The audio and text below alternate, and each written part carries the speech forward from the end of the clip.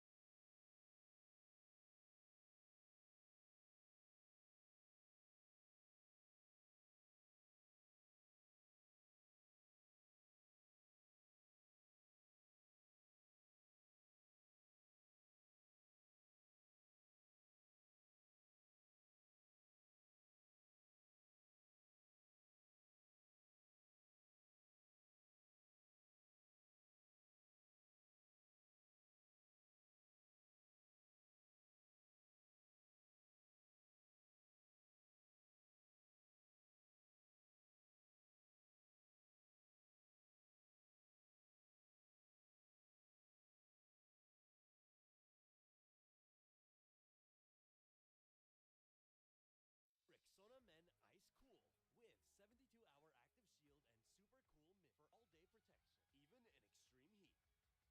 Get not just any protection, but ice cool protection. Use Rexona Ice Cool.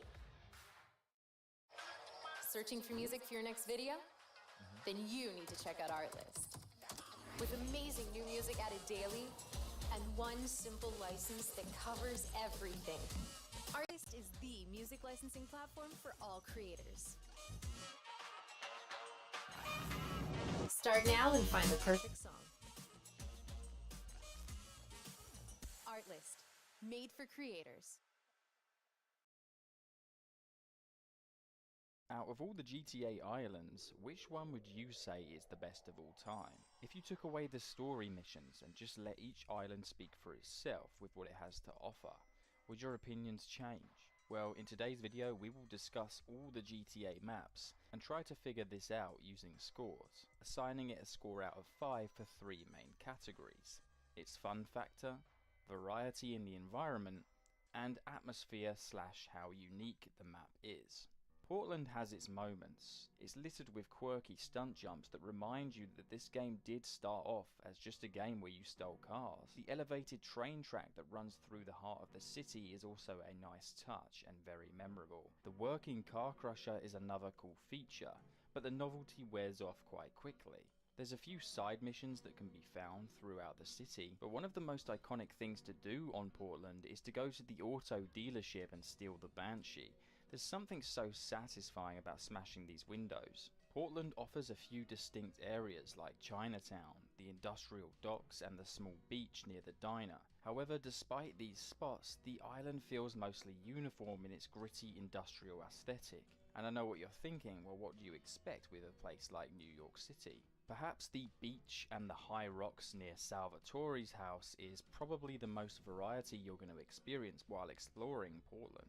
Where Portland really stands out is its atmosphere. There's an eerie, almost lonely vibe that lingers in certain parts of the island, especially along the low-poly waterfront and in the docks tunnel. Salvatore's mansion, with its isolated location and unsettling music, adds to this eerie tone, creating an odd blend of isolation and mystery. Even the empty beach and secluded dock areas feel haunting in their simplicity. The overall ambience of being in this gritty, forgotten corner of Liberty City gives it a certain charm. It's a very liminal space for this entire island, and plenty of places are void of people. So for the fun factor, I'm going to give this map a 2.5 out of 5.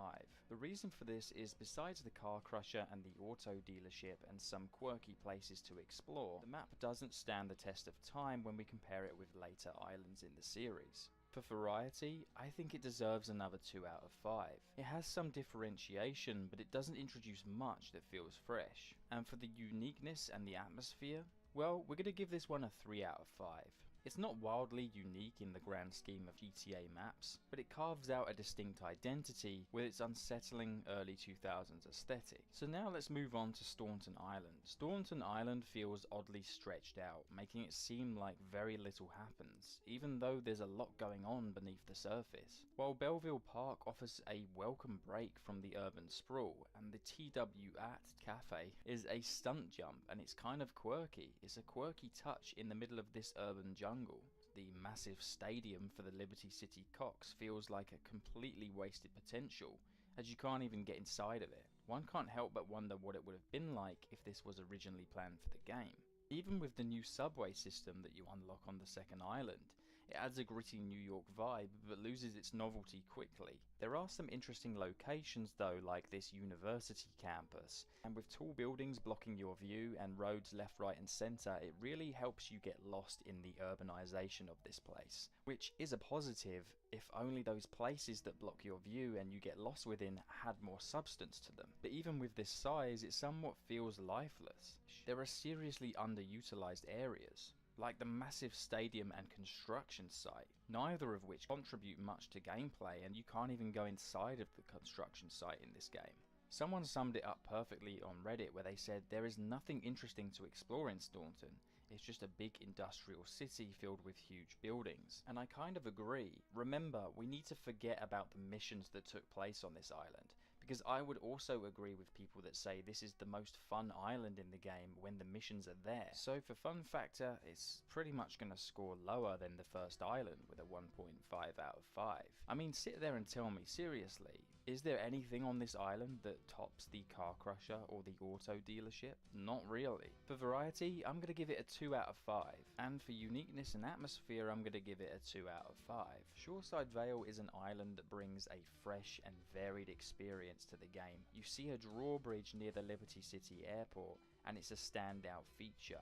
The way how it opens and closes, presenting a unique experience. It's not only just a cool thing to look at, but it's also an obstacle and a challenge. And the airport itself is a significant highlight because it's fully accessible, allows you to explore its hangars, and even fly the dodo plane, which is at first really tricky to master, but once you get the hang of it, you can actually fly this thing for quite a long time. Beyond the airport, Shoreside Vale offers a range of diverse environments as well. The map features rural areas with open spaces, and exciting stunt jumps, breathtaking cliff faces, and a mountainous region which provides a mini-game for off-roading as well, which I found extremely fun, challenging players with its rugged terrain and time trials, as well as features like this tunnel here marked as under construction.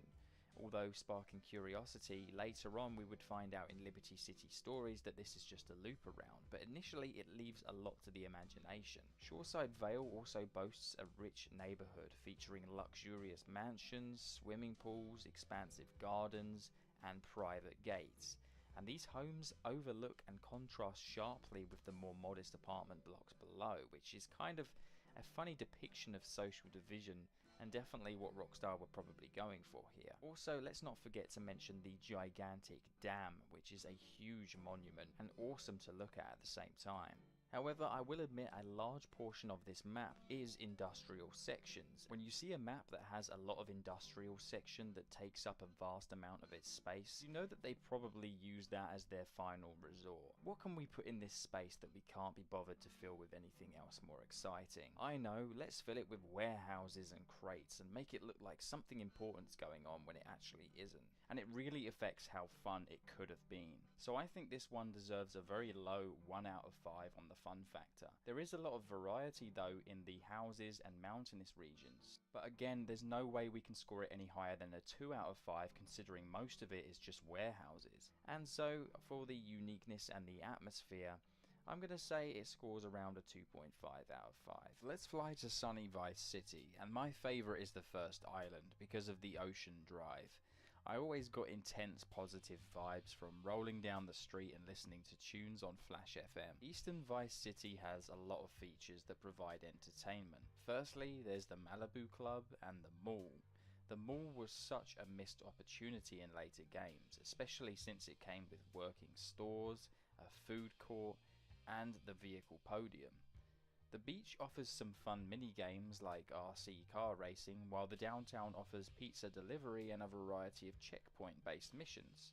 There's a few cool shops and restaurant interiors, as well as a large building site that this time we can enter, unlike GTA 3.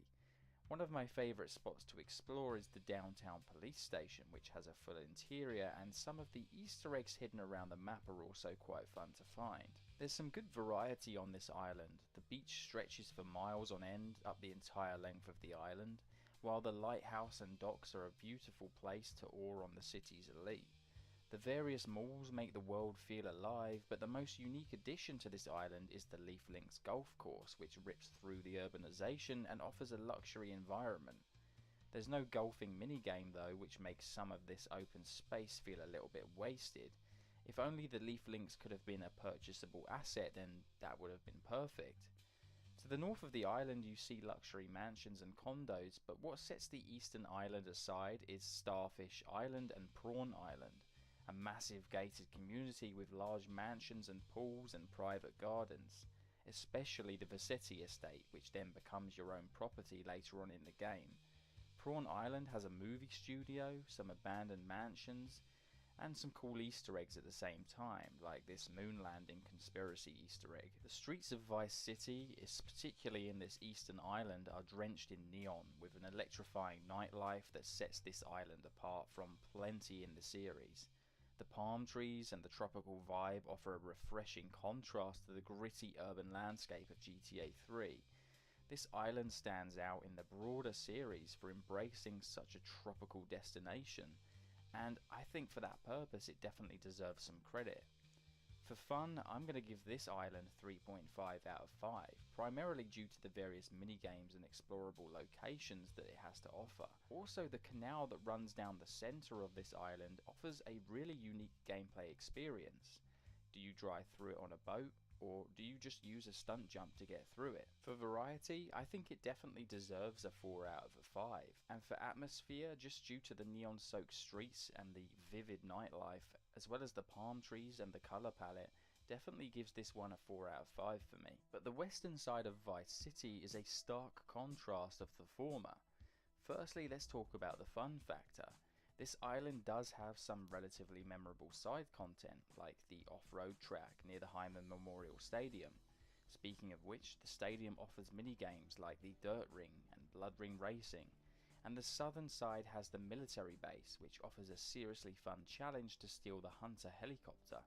However, it has to be said that the map design does feel somewhat bleak, mostly due to this singular main road that runs almost the entirety of the island's length, making driving less challenging and more boring, which is completely the opposite of the first island, where the canal in the centre made it quite challenging to actually navigate. Let's also not forget the variety of Easter eggs though scattered across, which definitely make up for this on the fun side.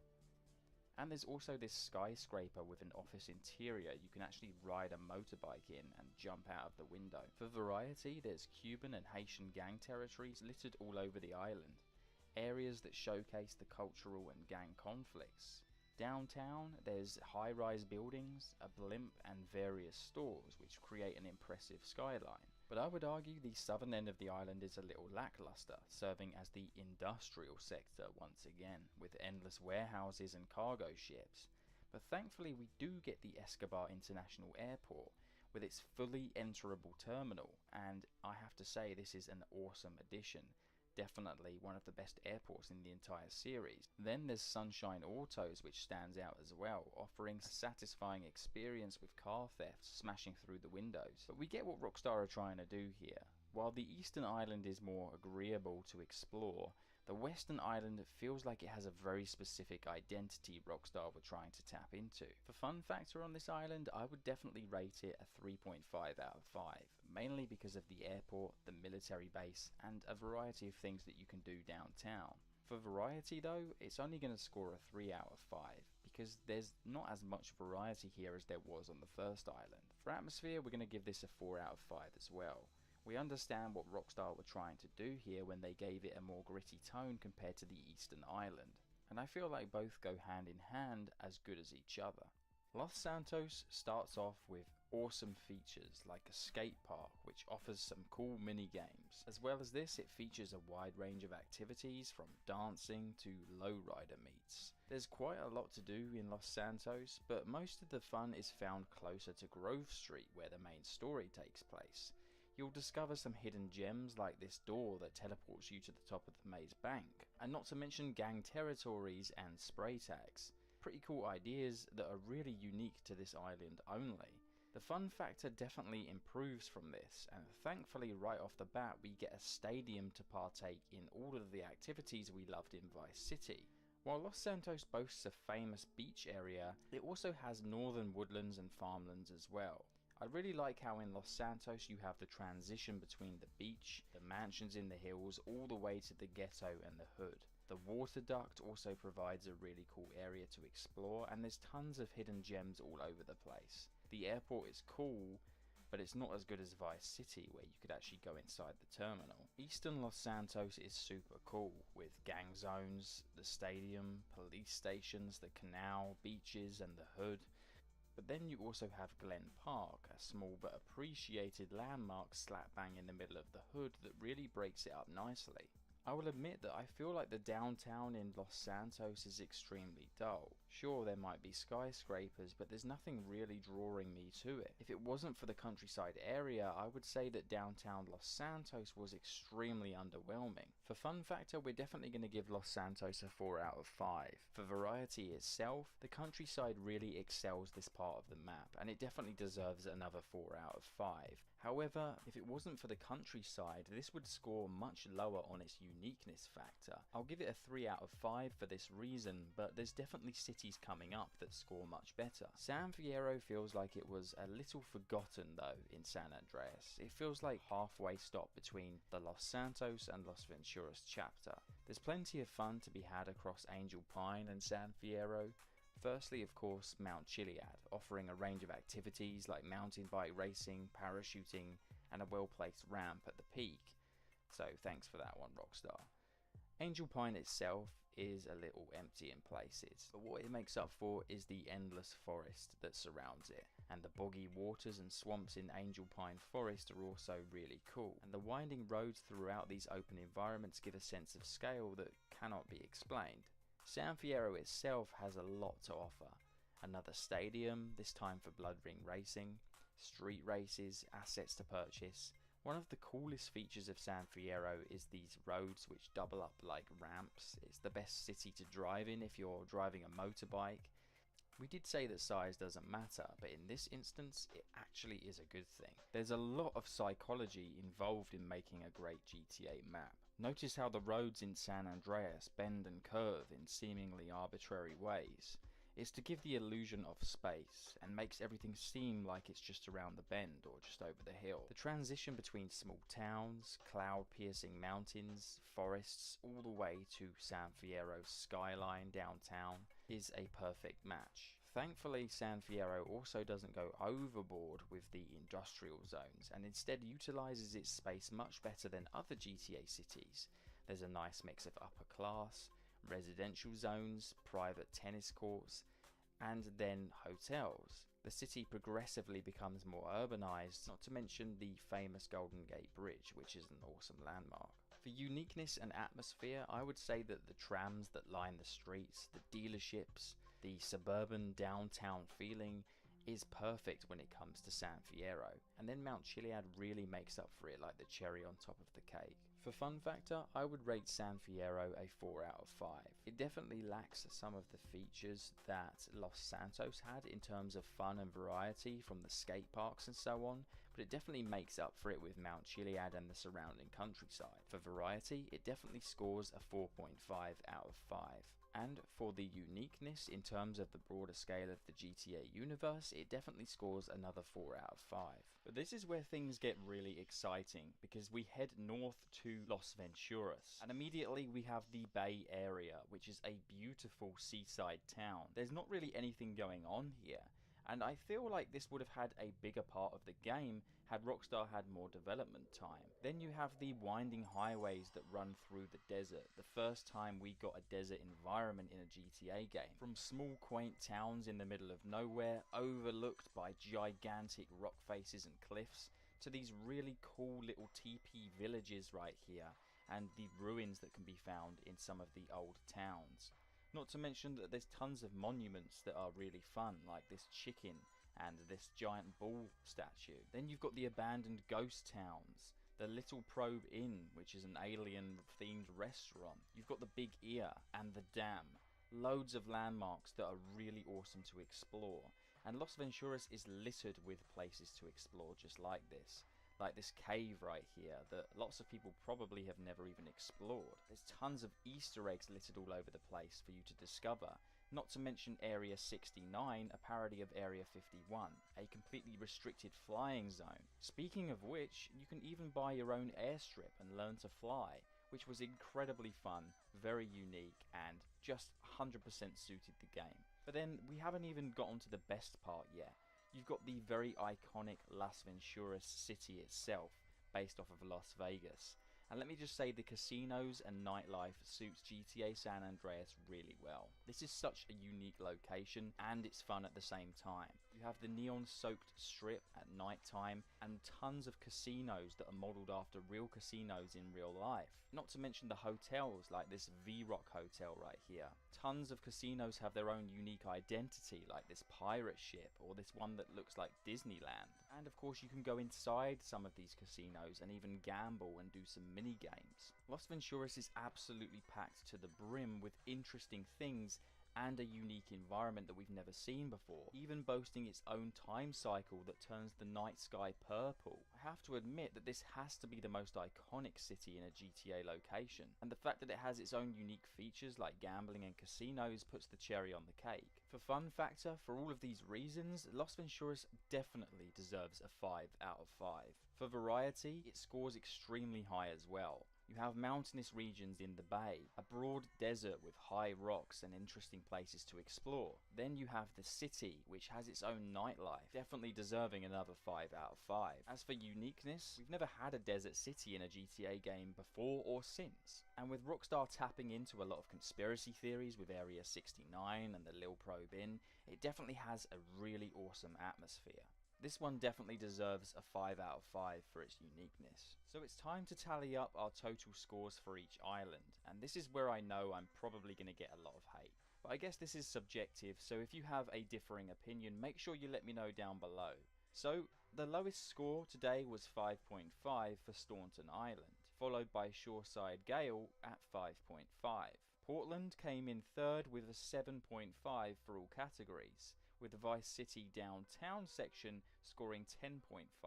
This is where I think things might get a little controversial. According to the scores we've given it, Los Santos scores 11 out of 15, not even putting it in the top 3 spot. So coming in third was Vice City on the Eastern Island at 11.5. Now remember, we're not just judging based on nostalgia and how much we personally like each map or the missions that take place within it, but how it utilizes the space given to make sure every inch of it is interesting. And I just feel like the downtown in Los Santos is kind of lackluster. In second place we have San Fierro and the surrounding countryside with 12.5, and I think this definitely deserves that spot considering we have Mount Chiliad, the vast woodlands, but I will admit that San Fierro is a little bit lacking. I feel like the massive variety it has to offer really made up for its large score here. And with a complete gold medal and a flawless score in terms of fun factor, variety and uniqueness in the series, it definitely is well deserved to go for the first place for Las Venturas. I mean, think about it objectively here. What is the most fun island in terms of things it provides you to do, places to explore, and something we've never seen before? Well, Las Venturas and the desert pretty much deserves that. But let me know if you disagree, and I'll see you guys in another GTA related video very soon.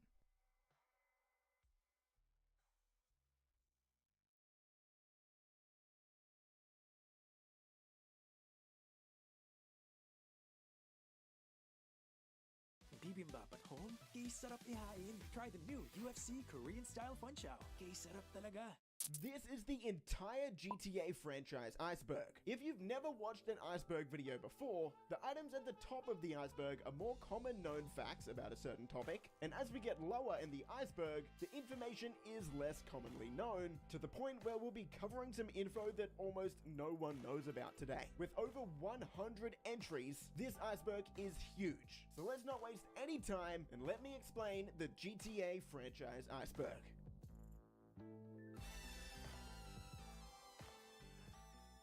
Epsilon. The Epsilon program is a religious cult run by a man named Chris Formage. The cult has appeared in many Rockstar games, first appearing in Vice City Stories. It's also appeared in San Andreas, has references in GTA 4, and is much bigger in GTA 5. There's even a set of missions in GTA 5 single player where Michael can join the cult. But to do it, Michael needs to do some strange things like steal cars and even run 5 miles in the desert wearing Epsilon robes. Apartment 3C. In GTA Vice City, this apartment block seems pretty normal. It's got a sparrow on the roof and a stunt jump on top. But inside one of the apartments, 3C, you'll find a chainsaw and blood all over the walls. This is a reference to one of the scenes in the movie Scarface, where Tony Montana and Angel walk into an apartment with the exact same layout, but it was a Colombian trap and Angel was killed and dismembered by a chainsaw. 9/11 changed GTA 3. GTA 3 was supposed to come out at the end of September in 2001, but because of the attacks on September 11, Rockstar pushed the game back by 3 weeks because the game is set in Liberty City, which of course is GTA's New York. They also changed the look of some police cars, removed some references and jokes, and even changed some of the artwork. Darkle. Darkle is a creepy looking character that was cut from GTA 3 before its release. This is what he was supposed to look like, and he was supposed to give the player some interesting missions, to say the least, only one of which is still in the game today. That one's called Ice Scream You Scream, where Claude steals an ice cream truck, rigs it with an explosive, plays the jingle, and then blows up a bunch of gang members. Bear with me, this is gonna get a little bit creepy. It was also speculated that this character would have the player crashing a dodo plane into the Love Media building, as well as destroying a school bus with people inside. So for a long time, people thought that Rockstar removed this following the 9/11 attacks. But all of this was debunked in 2021 by GTA series videos, and even Rockstar themselves, way back in 2011, publicly said that the character was removed simply just because he felt out of place. Bigfoot has been a myth in the San Andreas area for over 2 decades, with it being introduced first in San Andreas, which came out in 2004. At the time, lots of players went online saying that they saw a massive burly figure off in the distance in the woods, and this sparked the belief that Bigfoot was in the game. This turned out to not be true, even though there were some videos on YouTube of people modding the game showing Bigfoot, but it was 2004, the internet wasn't exactly what it is today. The myth got so big though that even in GTA 5, Rockstar referenced the Bigfoot myth from San Andreas in the final Strangers and Freaks mission of GTA 5 called The Last One, where Franklin finds a hunter who's been hunting a Sasquatch since 2004, he says, a reference to when San Andreas came out. Franklin hunts down and finds the Sasquatch, but it just turns out to be a guy wearing a Sasquatch suit, which would have put an end to the rumor, except for the fact that you can also see Bigfoot for a second in the Predator mission, as well as multiple instances in GTA Online, along with the fact that there are peyote plants that the player can take, and if the player takes all of the golden peyote plants in the right order, at the right time of day, they'll actually become Bigfoot and have to hunt down a werewolf called the Beast. Is all of this canon, or is it just a hallucination? Mothman, just like Bigfoot, is a myth that first started in GTA San Andreas, where players claimed that they saw a large flying man with bird or insect-like wings and glowing red eyes. Rumor has it he only appears when a large amount of people die or before a tragic event. Fast forward to 2013 when GTA 5 came out and players also thought they saw Mothman, but this being real seems unlikely. Mount Chiliad Mural. The Mount Chiliad mural can be found in the cable car station at the top of Mount Chiliad and shows a UFO, a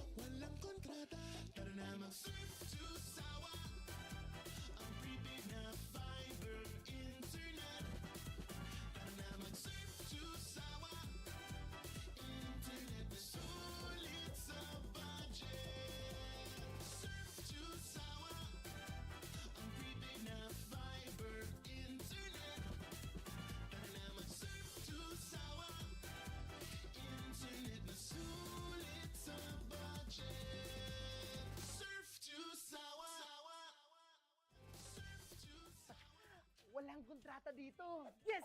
Apply na sa Surf 2 Sawa as low as 4 pesos a day per user.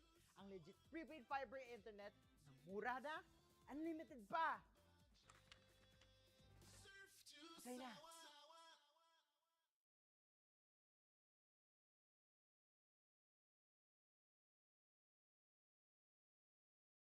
Welcome back to another video, everyone. So today I'm back on Crash Team Racing for the first time in a few months at this point, but I might not be playing it because the reason I'm on here right now is to test how long it takes to find an online match in 2023. Not long after they stopped supporting this game with updates, the player count dipped. I prefer playing this on Xbox. I'm on the PlayStation version right now just because this is probably the most populated version, but on Xbox, yeah, it's very tricky to find a game. So I want to test the PlayStation version, and then I might even test the Switch version as well. I think it's a cool version of the game, and of course it has the benefit of you being able to take it anywhere you want. I'm kind of hoping we don't get an online race because, oh, that was very quick. It's a Monday, by the way, at 9:41 in the morning. Not a full lobby, but not bad at all. Now, I've not configured any of my buttons on the PlayStation controller, and I just don't like playing it on the controller in the first place. So basically, I'm just going to lose this match. Oh, someone's left it, unfortunately. Well, there's a few people still in here. Maybe it didn't disconnect completely, but just the people that... I don't know, there's a lot of different online glitches that can happen in this game. Somewhere it disconnects everyone. Maybe that wasn't the case.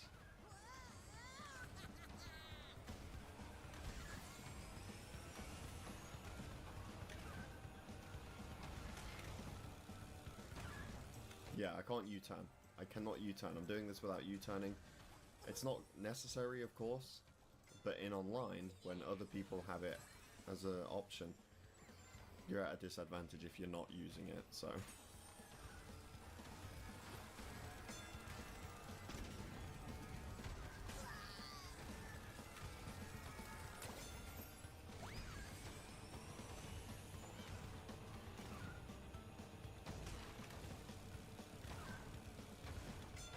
You know what, that works.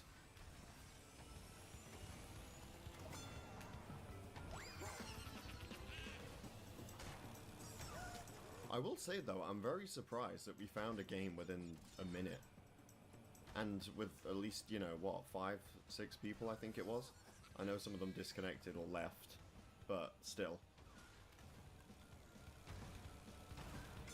Because again, it just finding a lobby doesn't necessarily mean you'll be actually playing with them. Hey, I'll take the win. I'm going to do another test, see if we can find another lobby. I'm thinking, what can I play without U-turning? You know, with minimal U-turns, what can I play and still win? This has completely surprised me. You can find an online game on the PlayStation version pretty easily. Again, it's Monday. It's 9:46 in the morning, so you'd be assuming a lot of people are at school or work. And we've got a full lobby. So, yeah, brilliant. And it's prehistoric playground. Oh no, the spiral at the end. There's no way I'm doing that without U-turning. No way. Oh, don't do this. Is it going to be a waiting for other players disconnect? So we'll say the disconnecting issues are probably a bigger issue than a declining player count. Just because you can find a game doesn't mean it's going to go through, and it isn't looking very promising right now. And this is probably one of the reasons the player count did decline, because they abandoned the game without fixing issues like this. It's annoying if you get into a full lobby and then it just doesn't begin, and the only way to quit out of this match is to exit the entire game. Go back to PlayStation Home and go log back into the game. Pressing start doesn't do anything. Back to online we go. Well, we found another relatively full lobby. That's, again, nearly full 8 players. Yes, it started and no one left. Though it's Papu's Pyramid, so I'm not sure whether or not that's a good thing. Yeah, look, I can't do fuck all on these corners. I can't do anything. This is also my first time playing in, you know, a few months at this point, so not only am I not U-turning, I'm just making a bunch of excuses at this point as to why I'm probably going to lose.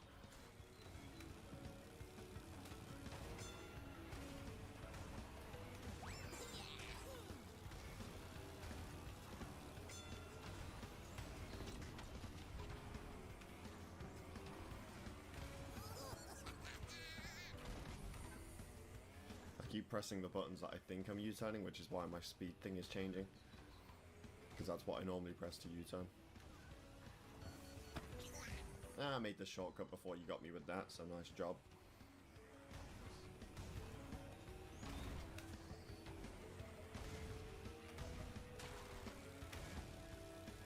Give me a missile. Oh, we've got an AFKer. Or someone that probably didn't think the race was going to start.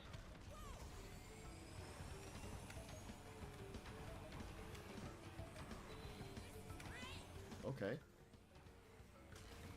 Can I get ahead of this person?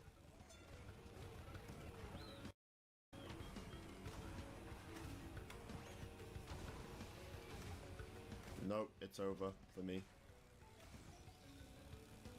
Second place. Not bad. Did they wait at the finish line for me? Wow. Second place, I'll take it. Right, anyway, I'm very pleased with how fast you can find players on the PlayStation version. Again, I don't even think this is peak timing to be playing this game. I am very curious as to how this is going to go. Even when the game was at its peak, it was always most active on PlayStation. So I wouldn't be surprised if we don't find a game at all on Xbox or Switch. We will try once more though. Hey look, we found someone. It's probably going to be a 1v1. I'm not in the most comfortable position. I'm going to be looking through the viewfinder of my camera. Let's do this. What? It's B. There's no way I'm even going to bother holding Blue Flame, because it ain't going to happen. I'm not sure if he disconnected or not, because he's not winning. And you'd assume a real person would be beating the NPCs.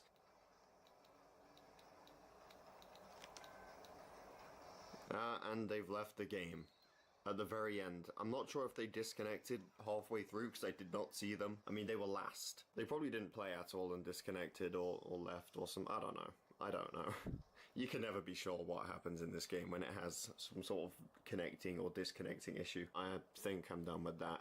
Oh no, look. I'm an imposter. Alright.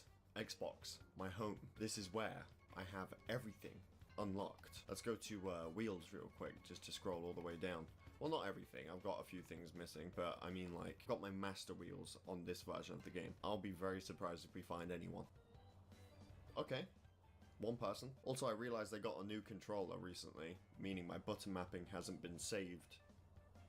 So basically, I'm not going to perform very well in this either. 2 people were found.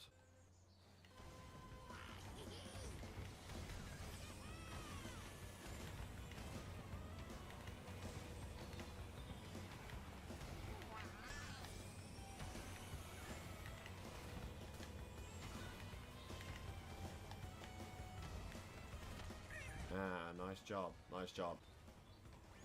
Nice job, nice job. This person is dropping a shit ton of items at me. Tell you what, I'm gonna catch up.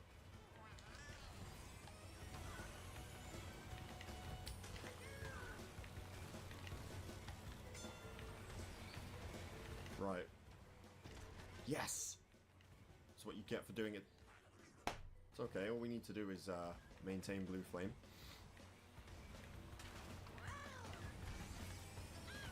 Around.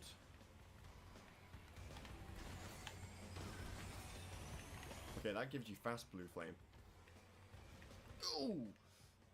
Oh god. That would have been it. If I kept that, that would have been it. But again, the chances of keeping Blue Flame when I've not got U-turning is extremely low.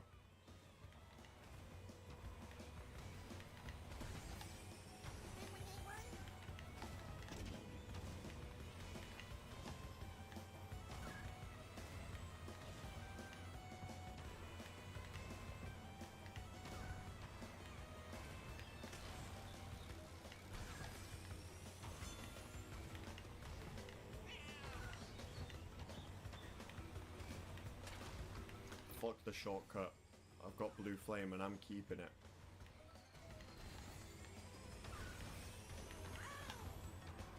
See, that's how it's done. That's how I should have done it. But yeah, absolutely demolish this race. Like I said, you can still find games. They might not be full lobbies, but you can still find a few online people to race with. Now, you're probably going to have better results in the evening, and I'd say on weekends, you'd probably be able to find decent lobbies on every single platform. Again though, if you play the game more frequently than I do these days on these different platforms, let me know what it's like. Let people know how often you can find games on Xbox or Switch on the various different days of the week. Anyway, thank you for watching. I hope you all enjoyed. Definitely subscribe if you're new here, and I will see you all in my next video.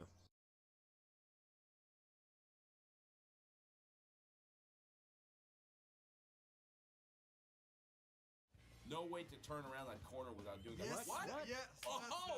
Yeah. Wait. Oh! That shortcut. Yeah, that's one. Going through the clouds. That was legit? You know about this one? Yeah, it's legit. Cut through the environment again? Yeah. Oh, yes. Yeah, I'm gonna Have talk to. with the lead environment artist. I'm gonna put collisions here. Oh. Joe, fire somebody. It's right there. Yeah. I had no idea you could do that. Oh my god! Yeah, he pulled it off. Actually, he jumped he jumped over the pillar. Yeah. I feel like I suck at this game now.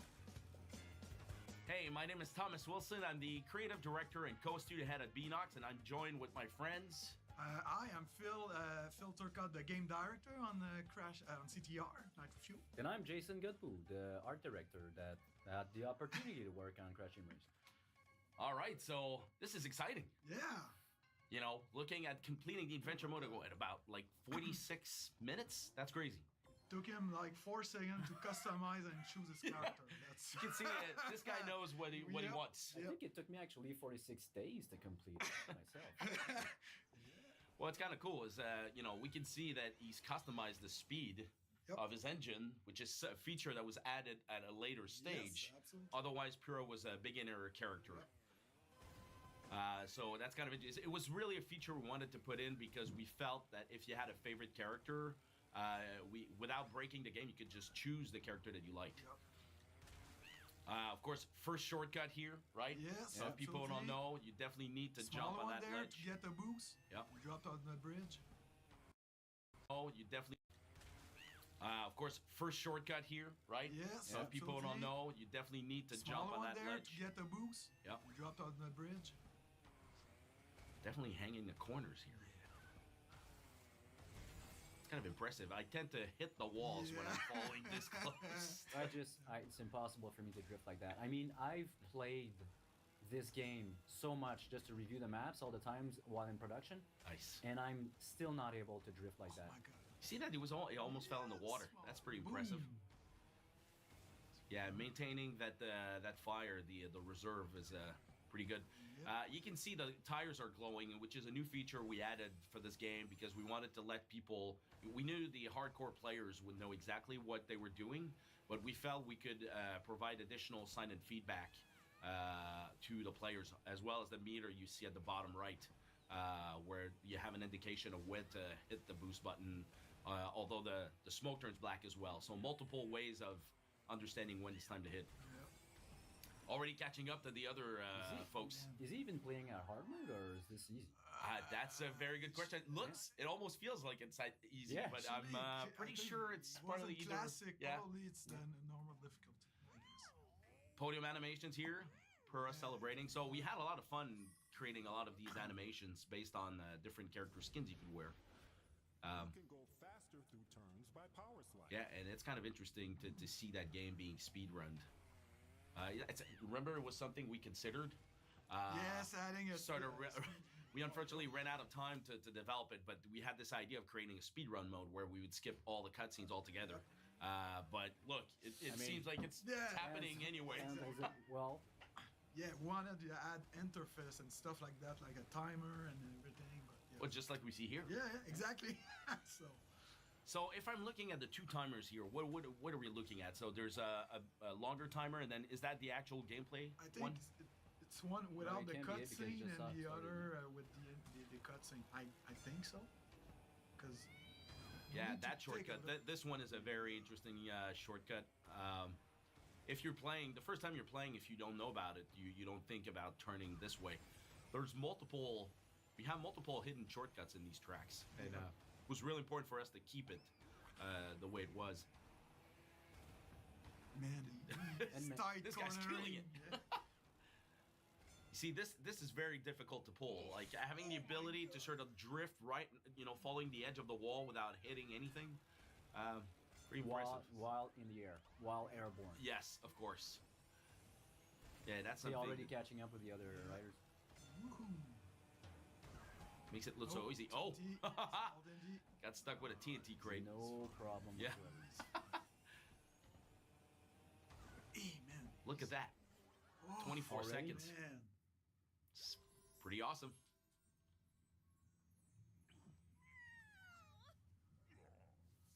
Yeah, we also added with the new version the ability to switch characters during the adventure mode. That's true. The original game was, was really strict. You could only play with one character, one save game, and if you wanted to play with a different character, you had to start over a brand new game. So we thought that with everything we could offer in terms of customization, we felt it was important to let players choose. This guy knows where he's going. Yeah. Mystery caves. There's a little bit of story for every track that we developed. So Crash Cove, we decided to put a lot of Crash statues, almost as if he had a lot of time on his hand. Nice shortcut here. Nice jump with the turtles. That's hard to pull, by the way. And then Roost Tube, we really wanted to push kind of the underground water aquarium, sort of lab. Yeah, and in this one, we said, let's go all prehistoric. Of course, we did prehistoric playground in one of the Grand Prix, but still, at this time, we could have fun with playing a lot of dinosaurs coming from the Insane Trilogy and the environment to just add life to the world, like, the eggs here with the pterodactyls. This level, I still can't beat Entropy. You see, what he's doing there is really difficult, like bouncing off the turtle back and cutting short on the corner, because if you hit the ground, you're going to be losing precious speed, so you need to constantly hop or jump over it. You see, like, hanging the side here is really key to go straight forward and gain precious time, so you don't bother too much about the fireballs. Yeah, see, there's precious notes here on how you can beat Oxide. But I'm trying. Like he's doing. I'm trying. Some of our designers here, they're just killing it. So I guess all I have to do is throw in a design party at home and have them. Exactly. I've been thinking of doing the same thing, like just inviting the designers, the good players at home for I come for barbecue or something. Then you look good. You wanna just level down? Just complete these time trials for me, please. You see, like, we're already catching up here. It's just cruising at full speed. Nicely done. The turtle back, we had so much difficulty to make them work. Yeah, I mean, it was a very important gameplay yeah, ingredient that we had to. We had to fine tune it to make it look like the original. The right level, really nice. Yeah, it was difficult, and then we also wanted to have the right sound when you're bouncing, from the turtles' backs. And also, you might know this, but we've hidden a chicken in every track, and in Mystery Caves, it's on the third lap that you see a chicken go through the water. So where are we going next? So of course the hubs, we didn't want to change anything. It had to be just like the way it was. And just that was a nice challenge. Yeah. Creating the hubs. Yeah, the streaming technology that would go behind, like loading every hub, was quite a challenge.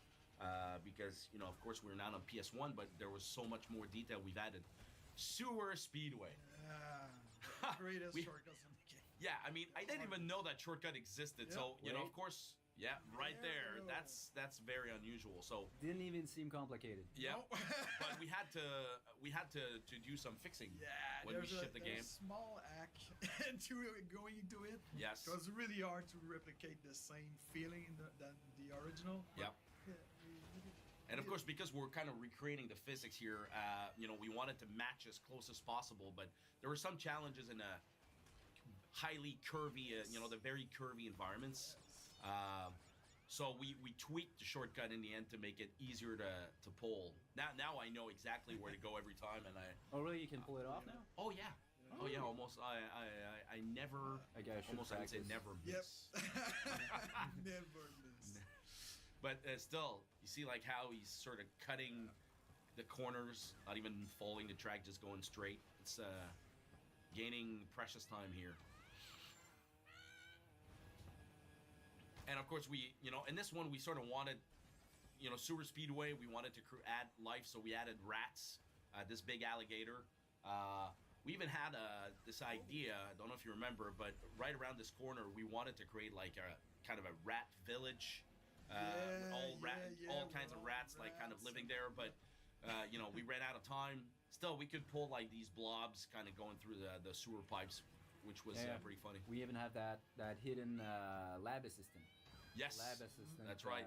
Terminator-like. The Terminator-like lab assistant hidden. Yes, all kinds of hidden gems. And again, we barely have time to tell our stories. Too fast. He's too fast. Hi, Mickey. Are you experiencing any vertigo?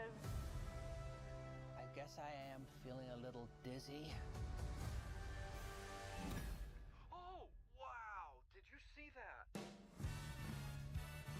Nah, I wouldn't be surprised if you're thinking at this point.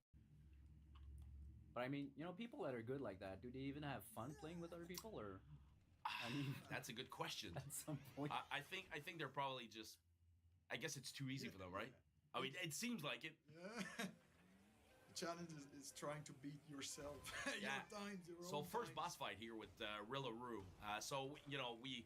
Of course, we're skipping the amazing cutscenes. You know, poor animators. That's always what happens. But you know, we really wanted to introduce the villains this time, not just having a still camera angle, but really play with the personality that they had, so that it would be sort of like more impactful when you were meeting a boss for the first time.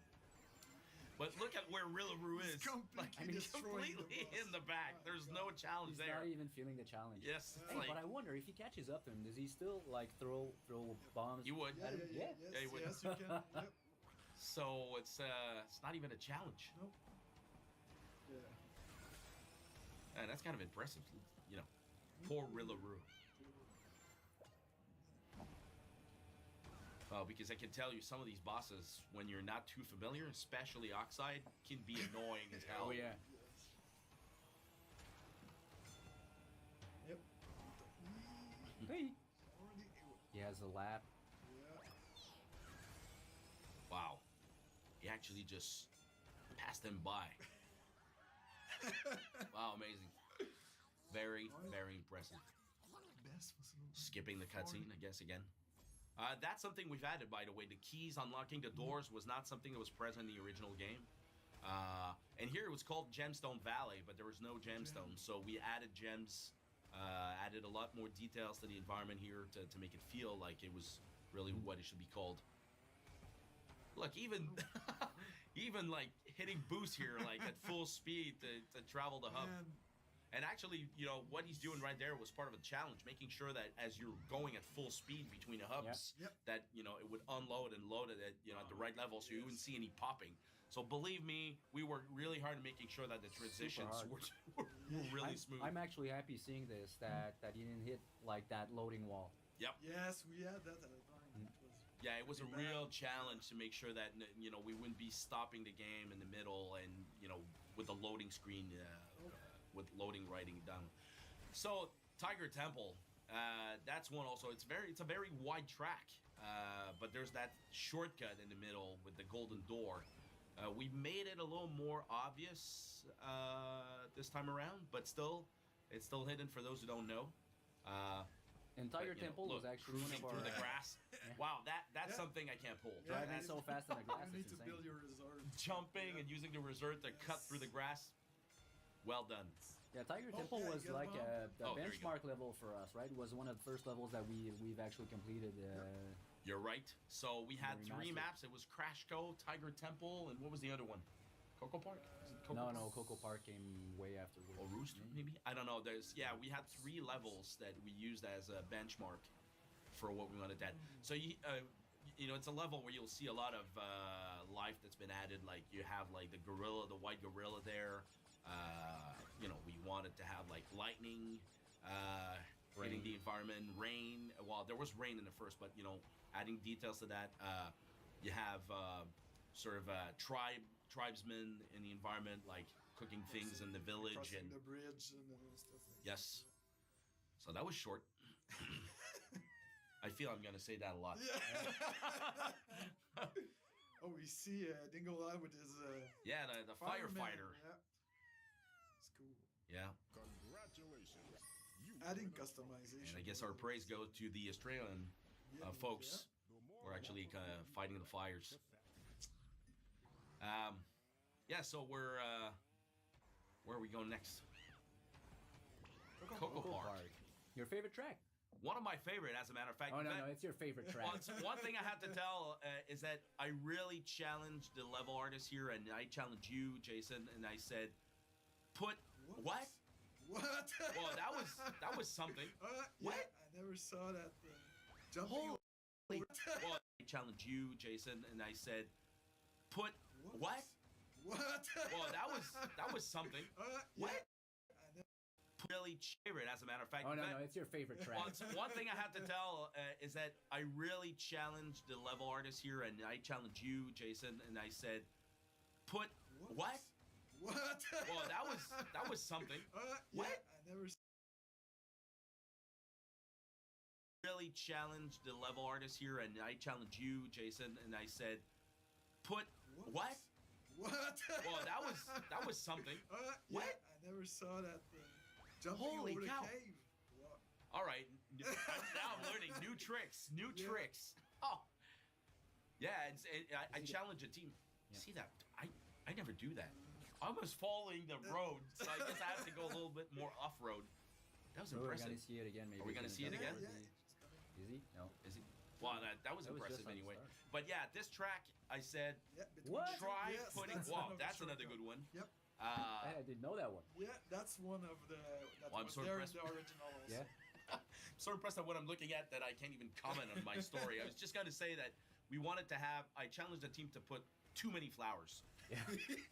I was like, try to put so much flowers that it's actually dropping your frame rate until we bring it back to something that was totally working. But I think this level looks gorgeous. We've added the Coco statues everywhere, so it feels like Coco owns the park. One of the things that I thought really added to this track and that we don't see as much in the other tracks is all those flower petals that are on the track. Falling on the track. Yeah, on the track. Right. I mean, we don't have any other levels where we have a particle or something like that that's on the track. Well, you can have snow and rain, and what else did we do? Snow, mud. Sometimes, fireflies or something. Yep. Well, I mean, the Coco Park was very short. Short and sweet. Learning where to go off road. It's gonna be hard to follow this. I don't think I'll be able to blink for the next 40 minutes. Yes. It's a classic karting game with a twist where you have 60 players online playing against each other in a sort of battle royale 3-round elimination. The main thing is I just want to put the controller in the hand. You play it, you can feel it, you can see it, and you can enjoy it. My name is Paul Hollywood. I'm development director on Stampede Racing Royale. The development journey of Stampede has been going for a few years now. And last year when I was at Playdays, we were showing off an alpha build to the core game, which is quite easy to understand. Since then, we've been working on the sort of the meta game. So keeping players inside the Stampede universe, so giving them new challenges and events to play, as well as being able to develop extra content, including tracks, arenas, and creating more content for pimping up your cart and dressing your character. So we have limited time events, we have new content that's rolled out in season passes, which include new tracks and game modes, as well as cosmetics for pimping up your cart and stylizing your character so you can show off in the Stampede universe. Stampede is a mixture of a good, strong karting game, but the social wrapper and the community-based enjoyment of a social game. We really want Stampede to be accessible for casual players, so it's very easy to pick up and play, but there is a lot of skill and mastery in the games. For the Didn't bring a bottle of water. I guess No. my throat. Papu's Pyramid. This one that was the other track. That was Papu was the other one. That's right. So this one, by the way, there were shortcuts I didn't even know existed. So you see how he's actually going. What? Yes. Yeah, okay, that's. Oh, but that's not fair. He lost his reserve. I don't know if he gained but look, I knew about this one. But the one I didn't know, and I'm sure he's got to take the corner right there, is right there. Yeah. I had no idea you could do that. Oh my god! Yeah, he pulled it off. Actually, he jumped he jumped over the pillar. Yeah, even further than I thought was possible. That's all right. Learning the ropes here. and we've been working on this game for a very long time. So you need to go through. You need to cut through the grass like that. Oh, nice, nicely done. By the way, that's part of the reason why eventually we introduced the ring rally. Yeah. So that we would put rings in places people didn't know could be a shortcut, and that was a way for us to let players know or learn where the hidden shortcuts were for the track. But this is nice. Yeah. I'd be super curious to see that guy do like the ring rallies. Yeah. I'm sure he's killing it. So now I feel like I want to go back home and play and improve my times. This is impressive. You think you'd be able to do that? Practice makes perfect. Yeah. Practice makes perfect. Oh, and Papu's Pyramid, one thing that was kind of funny, people might not have noticed, but there's a lot of things going on in the environment. But just a story between the hunter and the lion, the beginning of the gate, the entry gate.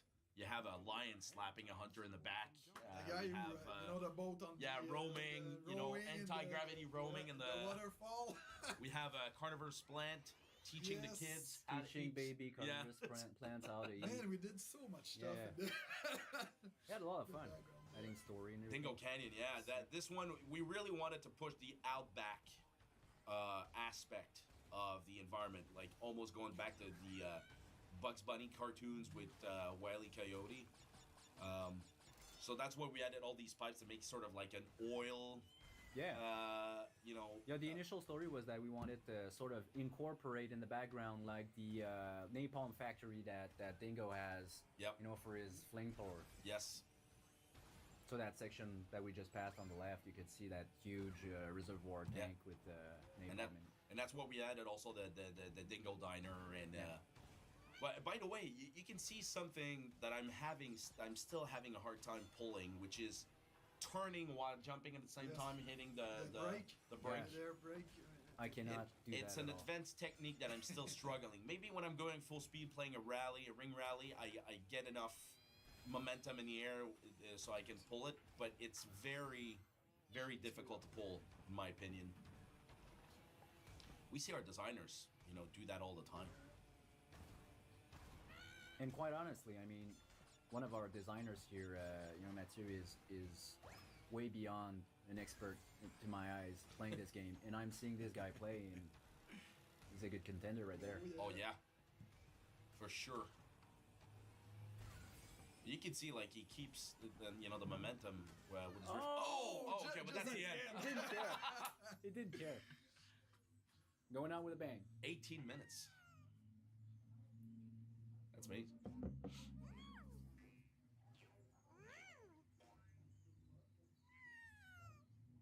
What does your video sound like? Go to artlist.io and get the best music and sound effects for your videos. This is not the real world. This is your creation. The stories you tell, the images you take, and the music you choose. Soundtrack your videos with Artlist. Be creative. With unlimited music and sound effects and a license that covers everything. Join the next generation of creators. Go to Artlist now and start creating without limits.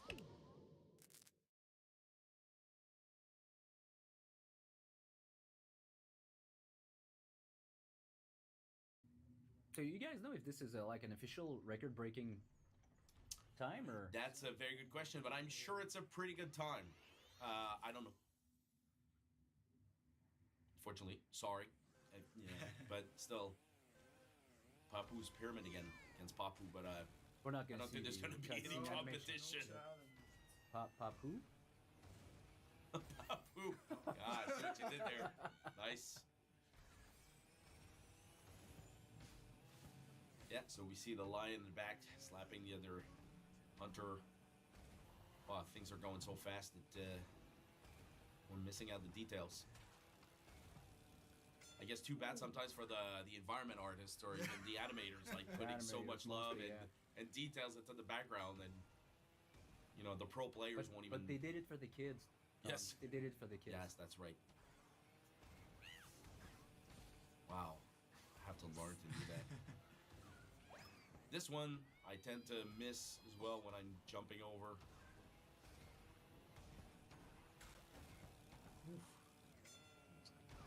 Well, oh man, nice. Hanging the edge, so Papu's far behind.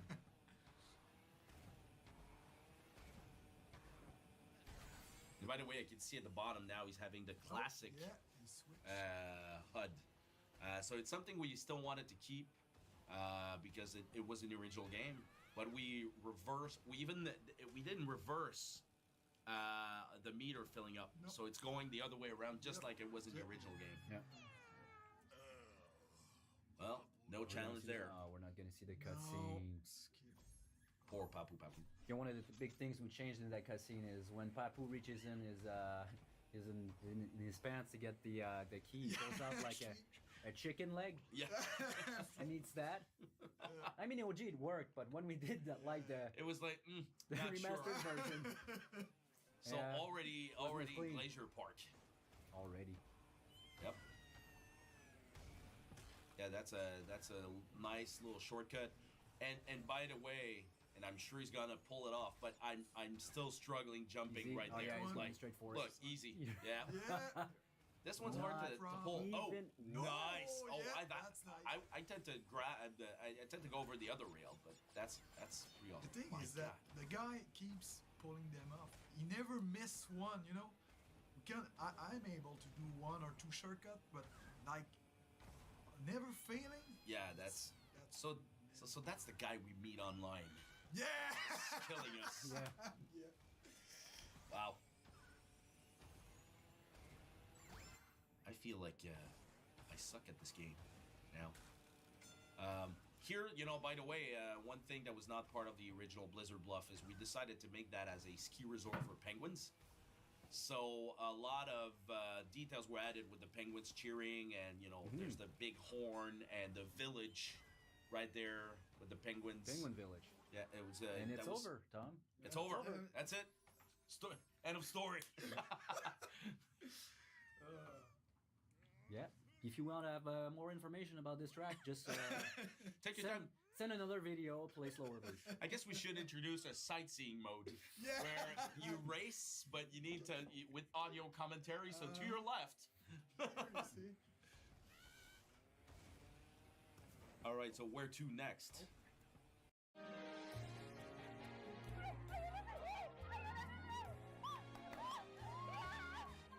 It's Christmas, it's Christmas, bells are ringing.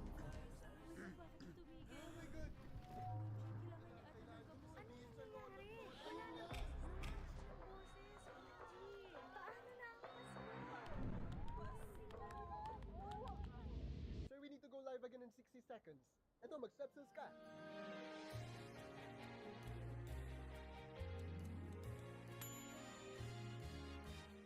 It's Christmas, it's Christmas. Dragon Mines. Dragon Mines. Yeah. So favorite. I'll try to tell that story quick. It was called Dragon Mines, but there was Komodo Joe attached to the track, but there were no dragons. And people who know me know that I love dragons. So the idea was like, why not put a Dragon Mines? You know, so the whole point was like, what if they dug so deep that they stumble upon an old dragon's treasure? Wow. Yeah. Wow. Yeah. Oh. All right. We just Now learned something. I'm definitely learning something new. I knew that shortcut, but I never take it because I always get squashed. But that's impressive. So anyway, you see, we have we have a mining community, digging for gold. We even have the animations matching the soundtrack. But look, who cares, right? At the speed at which this guy's going. cares?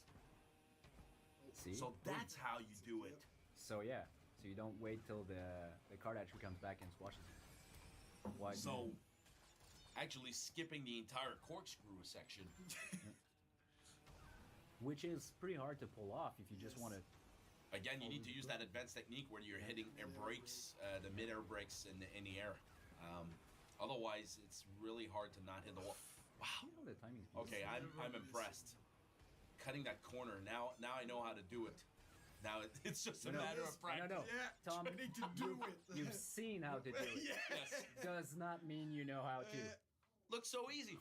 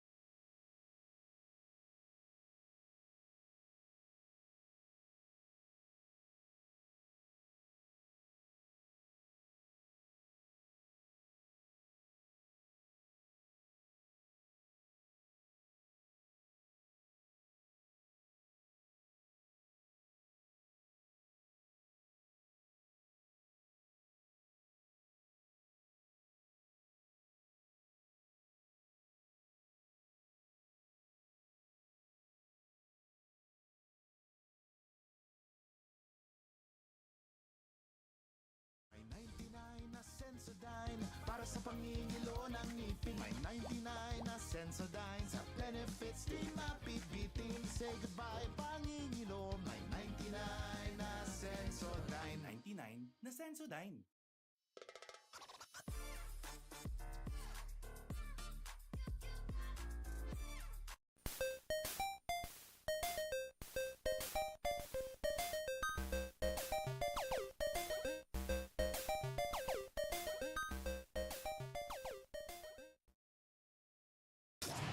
Technology is the light that will cut through the darkness. When humanity conforms to a single truth, a truth based in technological progress and scientific method, we will be unstoppable. I, Dr. Otto Octavius, vow as a scientist and businessman that my duties to humankind will be fulfilled. Thank you. Thank you. Yeah, nice words, Octavius. If these executives knew you the way I do, I wonder if they'd be so quick to applaud. Just keep shooting, Eddie. When J. Jonah Jameson sees these photos, my career is gonna be right back on track. Checkpoint 1, where's your 20? Just backstage, all is... Who dares? Face me, coward! Face a worthy foe. Spider-Man? Last time I checked, I was Spider-Man. Spider-Man? What's he doing? Gotta get into my costume and take out this imposter. What's he doing? Face a worthy foe. Spider-Man? Last time I checked, I was Spider-Man. Spider-Man? What's he doing? Gotta get into my costume and take out this imposter. I can't get free of this crowd. You can't get a shot. Jameson would pay any price to get this kind of dirt on Spider-Man. Move! That was Eddie Brock. Who the? He looked familiar, but... whatever, stay focused, Brock. He's stealing Octavius's device. Oh, no! He sees me! My camera! No!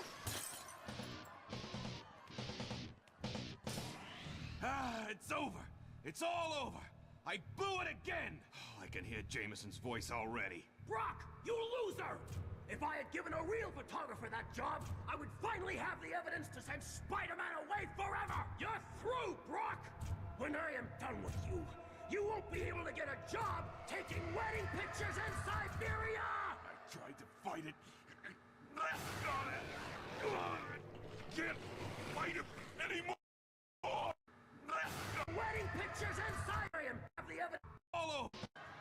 My camera! No!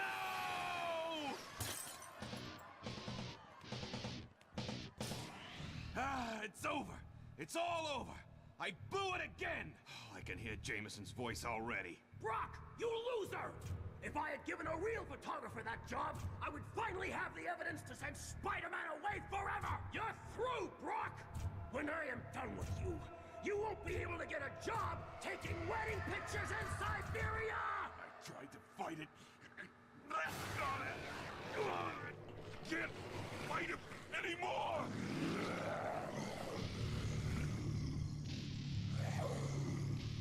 Again, innocence falls prey to the evil of Spider-Man. Rest easy, Brock.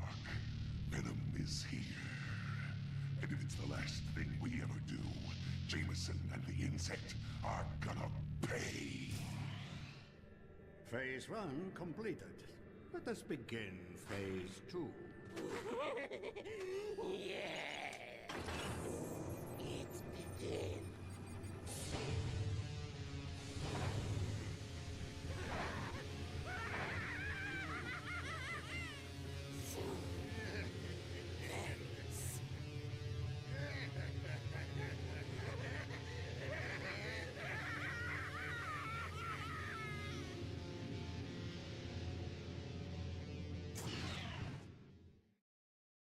Welcome, true believers and newcomers alike. Spider-Man co-creator Stan Lee here. Once again, we find our hero Peter Parker, better known around the world as the Amazing Spider-Man, in a heap of trouble. But this is just the beginning, Spidey fans. So get ready for a true superhero action thriller, packed to the brim with thrills and chills, twists and turns, more supervillains than you can shake a web at, and of course, non-stop web-slinging, wall-crawling action.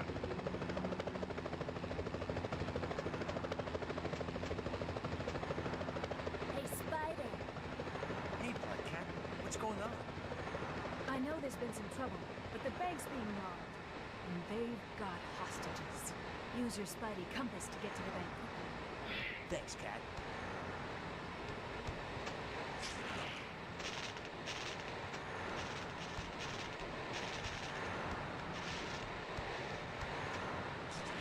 Spider sense tingling. What's going on here?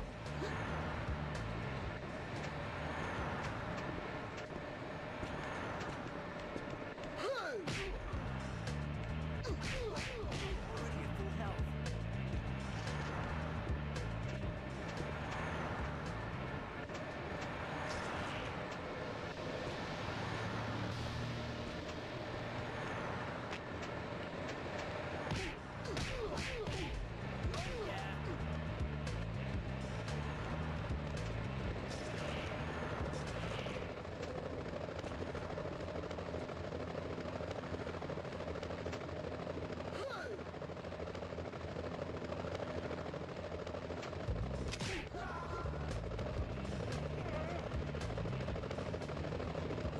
Police choppers.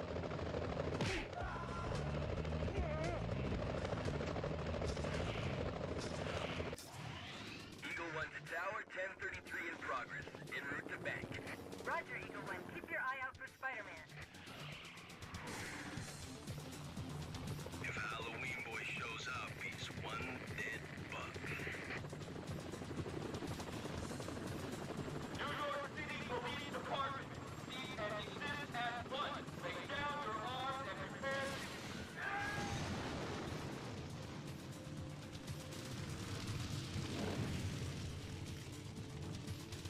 These guys are serious.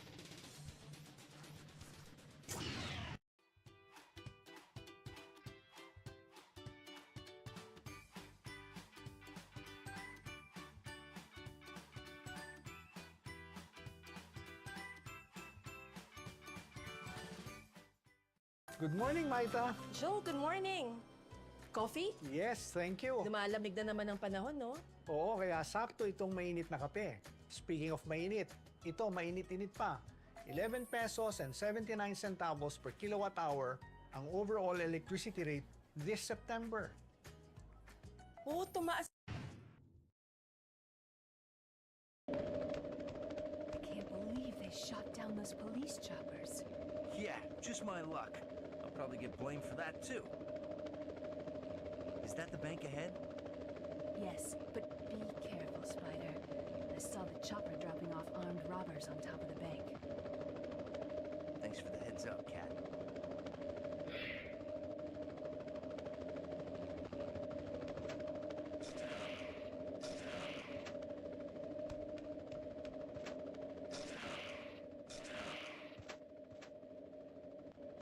Man, looks like the Fantastic Four aren't around right now.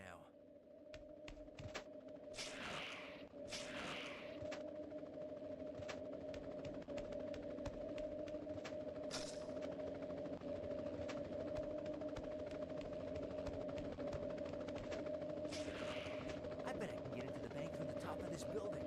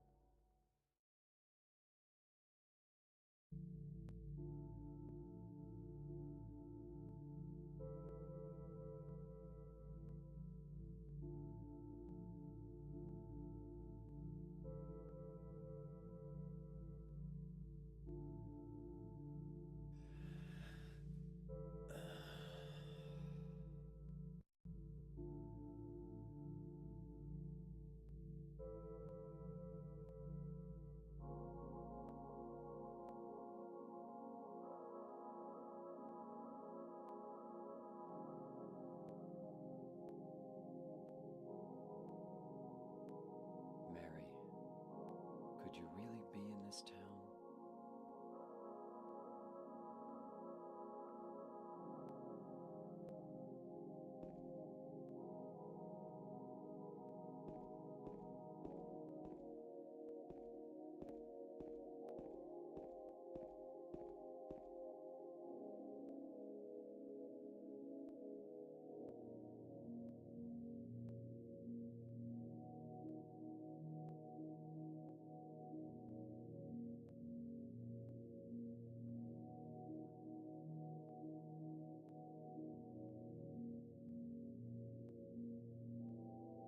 In my restless dreams,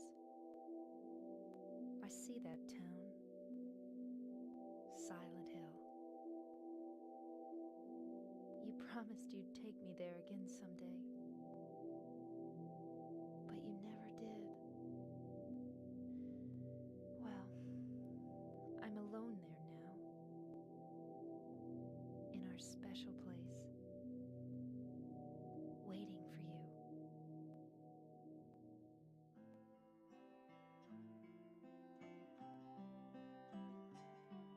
I got a letter. The name on the envelope said Mary. My wife's name. It's ridiculous. Couldn't possibly be true. That's what I keep telling myself. A dead person can't write a letter. Mary died of that damn disease 3 years ago. So then, why am I looking for her? Our special place. What could she mean? This whole town was our special place. Does she mean the park on the lake? We spent the whole day there. Just the two of us, staring at the water. Could Mary really be there? Is she really alive? Waiting for me?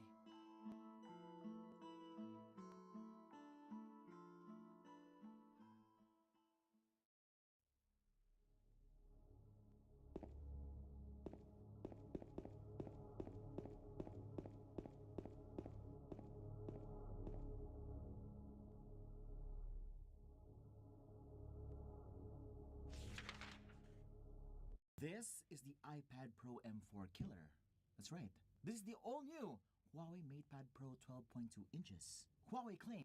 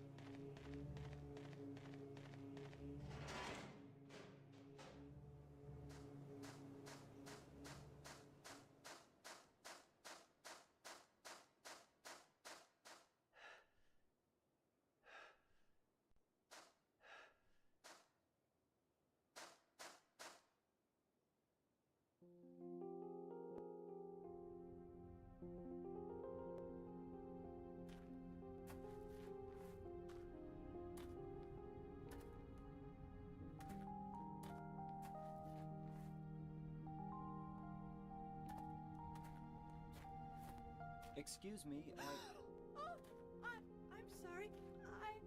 I No, was it's just... okay. I didn't mean to scare you.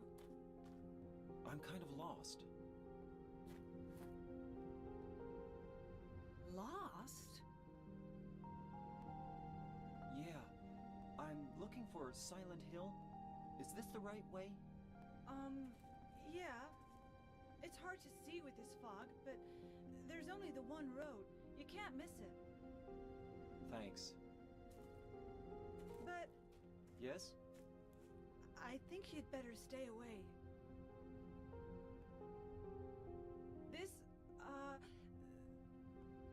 This town, there's something wrong with it. It's kind of hard to explain, but Is it dangerous? maybe. And it's not just the fog either. Okay, I got it. I'll be careful. I'm not lying. No, I believe you. It's just... I guess I really don't care if it's dangerous or not. I'm going to town either way. But why? I'm looking for someone. Who is it? Someone very important to me. I'd do anything if I could be with her again. Me too. I'm looking for my mama. I mean my mother. It's been so long since I've seen her. I thought my father and brother were here, but I can't find them either. I'm sorry. It's not your problem. I hope you find them. Yeah, you too.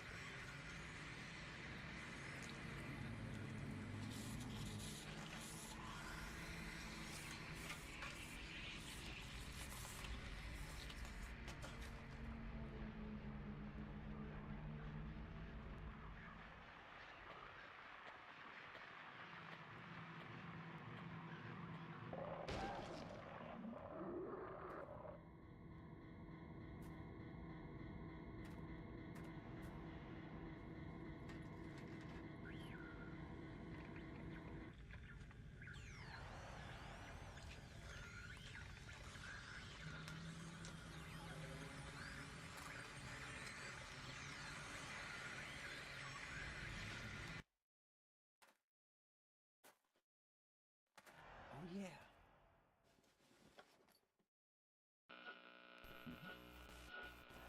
This thing broken?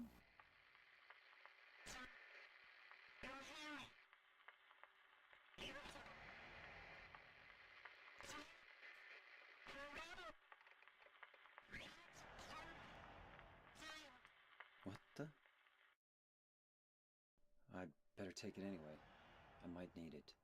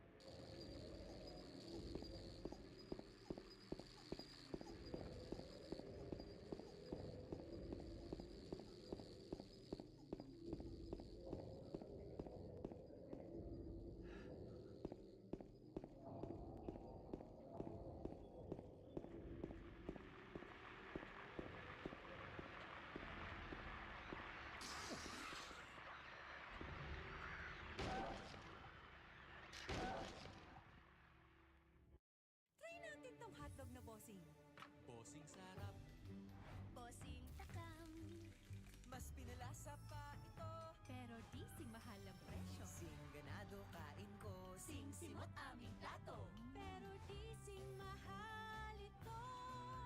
Mas pinalasa pa sa bawat kagat mo. Bossing-bossing, sarap ang buhay. Bossing-bossing, yan sinanay. Di sa presyo, di sa sarap na gusto mo.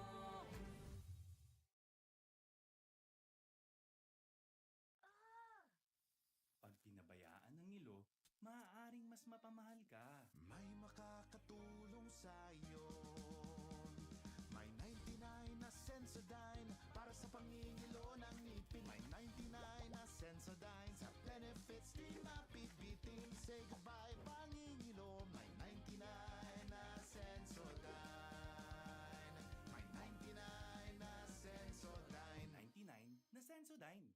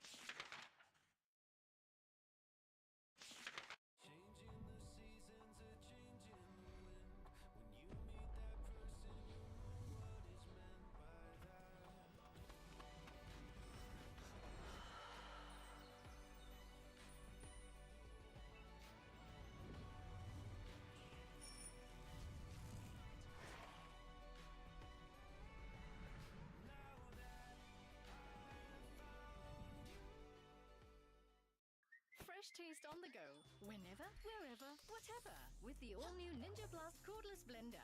It's powerful, quiet, and compact, and designed for use at home or on the go. With an easy open sip spout and carry handle, and up to 10 blends on a single charge. For smoother smoothies, shakes, drinks, or dips.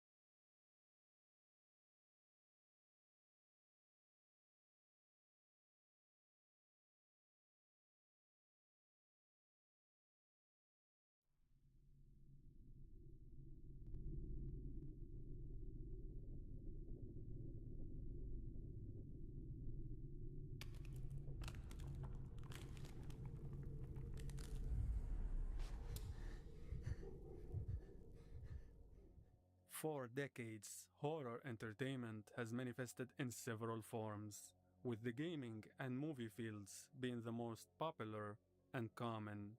But in order for each game or movie to stand out, creators were pushed to be more innovative in showcasing what fear actually means and how it feels to be really scared of something. Some developers saw that the environment was key to achieving this, and they worked hard to create settings that can terrify us even by just walking through them. Whether it's a creepy haunted house with a dark past, an abandoned hospital with a horrible background, or infamous woods with hidden mysteries, they always try to convince you that the place you're in is not welcoming nor peaceful. On the other side, other creators saw adding disturbing entities to the game as the best way to unsettle the player, especially when these entities look casual at first sight. This can include the ghost of a wife who died in agony and despair, a doll you thought was a symbol of childhood and joy, or simply a monster who was once a loved one. However, there are very special types of developers who quietly get the job done much more effectively and cleverly. All of it by using nothing but your mind itself, which also means the mind of the protagonist.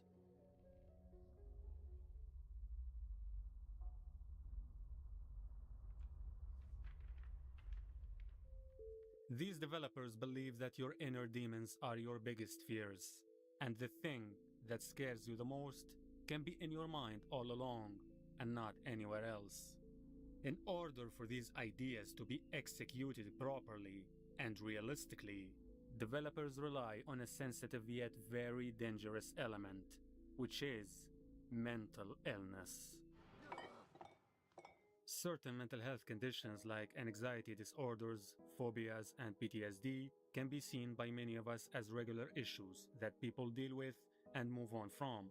But for the individuals who go through them, it's actually a horror that you'll never wish to experience. In this video, we're going to talk about few horror games that perfectly delved into the topic of mental illness in a smart, genuine way, not just to exploit it for cheap scares. Horror games that made us question what's real and what's not, who's evil and who's not, and most importantly, how you're seeing this and why. So, without further ado, let's start. My name is Simon. I'm just an average guy. Nothing special about me. Like someone you don't notice. Someone nobody cares about. Someone left outside. Cry Fear is one of the most special and unforgettable games you could ever play if you love to see what psychological horror actually feels like. At first sight, it looks simple, casual, and familiar, but as you go deeper, and explore the story, you find out how disturbing and sad it is. The game follows Simon, a young man struggling with depression and social anxiety as he wanders the streets of Stockholm. Even though he's already miserable enough, Simon soon finds himself stuck in the city as it becomes more nightmarish and bizarre, filled with horrifying creatures and demons that he must fight to survive. However, he also meets casual characters, like a mysterious doctor who looks friendly at first, but he eventually turns out to be a ruthless murderer with an evil background. He also meets a girl called Sophie, and she's actually his old friend from college because he used to defend her against bullies. Simon has hidden romantic feelings for Sophie, and she's actually his secret crush. But the problem is, Sophie doesn't share these feelings with him. Eventually, when they sit for a conversation on the rooftop, he confesses to her about his love. But Sophie showcases a combination of negative feelings, including rejection, desperation, and a desire to be alone. She's telling Simon that she wants to get away from everything, but he doesn't understand what she actually means. And in a surprising twist, she ends the conversation by putting an end to her life. Simon sits there, shocked about what happened. But it gets even worse because he has to deal now with a gruesome monster that shows up from nowhere. In the entire game, Simon continues to see stuff that makes no sense, and even when he tries to make a deal with the doctor to help him in the end, the doctor betrays him and shoots him. For some reason, it feels like all the scenarios are designed to be against Simon, and he's helpless no matter how hard he tries.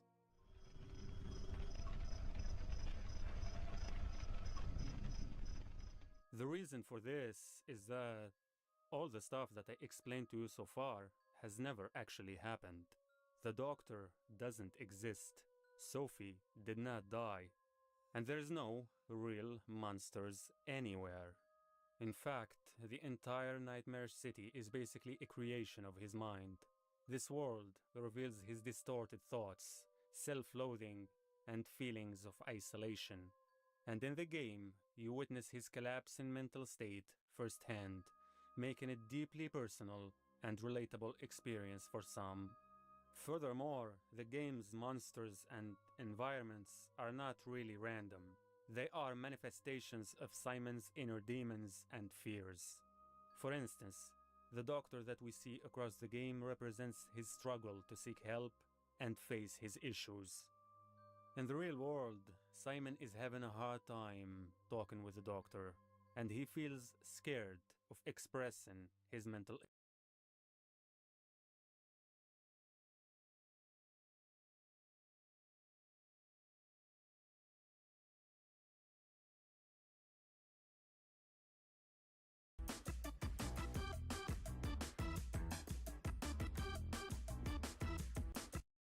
Hi guys, I'm here with Kate and Bea. Bad timing ang kape. Baka dandruff yan. Use Head and Shoulders. Tanggal ang dandruff that causes kate. Katigon for good dahil 100% dandruff-free ka. Ito ang Manila at ganito kalayo ang paraisong pangarap kong puntahan. 400 kilometers ang agwat sa kinatatayuan ko. Kaya sabi nila, baliw lang daw makakaisip magbike papunta doon. Sa bagay. Let's go! Sa unang metro namin dito sa Maynila, nakatulala lang ako at walang masabi. Hindi pa din kasi pumapasok sa isip ko na matutuloy na tong ride namin. Kasi unang-una, bihira lang ako payagan magbike sa highway. Naintindihan ko naman kasi kahit anong sabihin ko, hindi ko kontrolado ang manubela ng ibang tao. Ito yung first time ko na magbabike sa Manila. Hindi ako sanay dito magbike. Pangalawa, takot din naman talaga ako magbike sa kalsada. Lalong-lalo na kapag may nakakasabay akong mga truck. Hindi kasi mawala-wala sa isip ko yung mga napapanood kong aksidente. Kaya ito, excited, natatakot, at gutom na.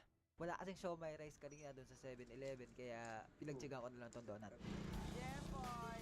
Ano yung dolomite? Tingnan natin. Sanong-sano, first time makakita ng Dolomite. Bukod sa Dolomite, madami pa ako nakikitang bago sa paningin. Kaya, pagpasensyahan nyo na lang. Ganda ng CR dito ah. Oh, ay daming yate oh. Wow! Sanong-sano ang taga-Tagaytay. Bukod dyan, may nakita rin ako mga isda. May mga nangingisda, nakakahuli ng isda, nagtitinda ng isda, at bumibili ng ohoy, siomay. Ramdam ko na yung init sa Manila. Dahil hindi nga kami pamilyar sa Metro Manila, Pwede rin siguro dito. Malayo. Baka may daan, tara. panay kalikot kami ngayon sa Google Maps. Tanong na lang tayo. Kaliwa sa unang kanto, tapos kanan, sabay kaliwa, at kanan, sabay hindi ko na nga naiintindihan. Sige po. Pero mukhang natandaan naman ni Kuya Boy. Mabuti na lang at may kasama. Ay kung wala ay nagbiyahe na ako pa uwi. Pahawak ang Google Maps. Doon tayo pinapadaan sa kapalit. Hindi kasi Basta maliligaw, sisihin ng Google Maps. Anyway, ay di kami dumiretso na. Ayun pala, pares namin hindi naintindihan. Ano ka lang kayo sa ilalim mo? Ako na sa may postal.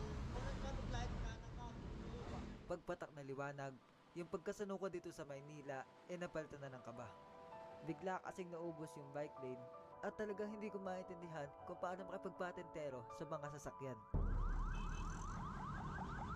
Para sa mga tiga rito, basic na basic lang to.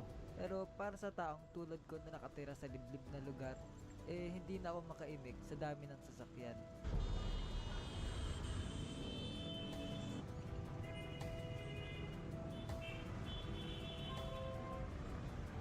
Sa mga oras na to, isa lang ang nasa isip ko. Gusto ko na makalampas sa highway na to.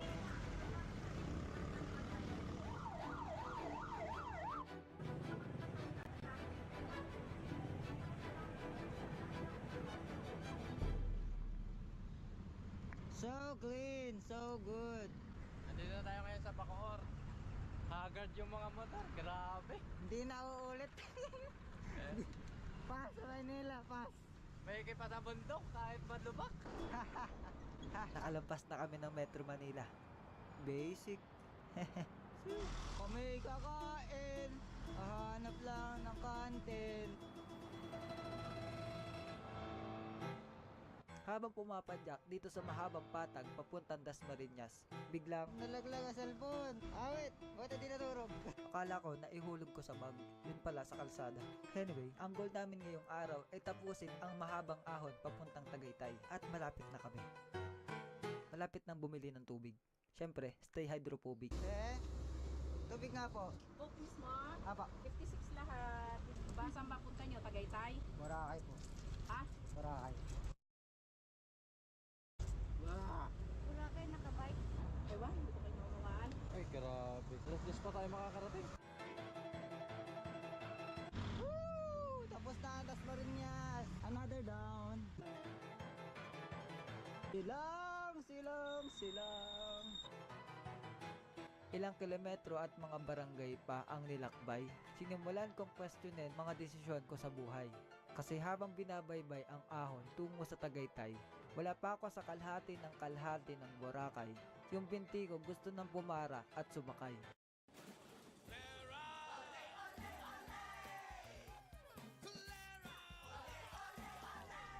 Bow.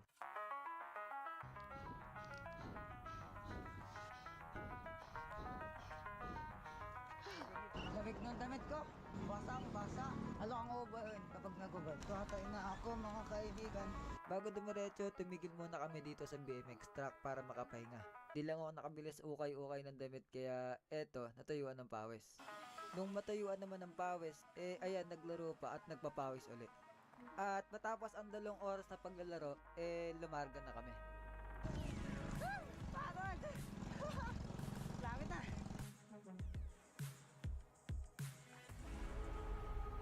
Saan galing yan? Maynila. Nakabike? Dumating kami dito sa bahay namin malapit sa Tagaytay. Dito na kami matutulog at bukas ay excited ako kasi pagpunta kami ng Batangas Port para tumawid ng Mindoro. Pagpasok sa bahay, kumuha agad ako ng t-shirt. Tapos humiga ako dun sa salas para magpahinga saglit.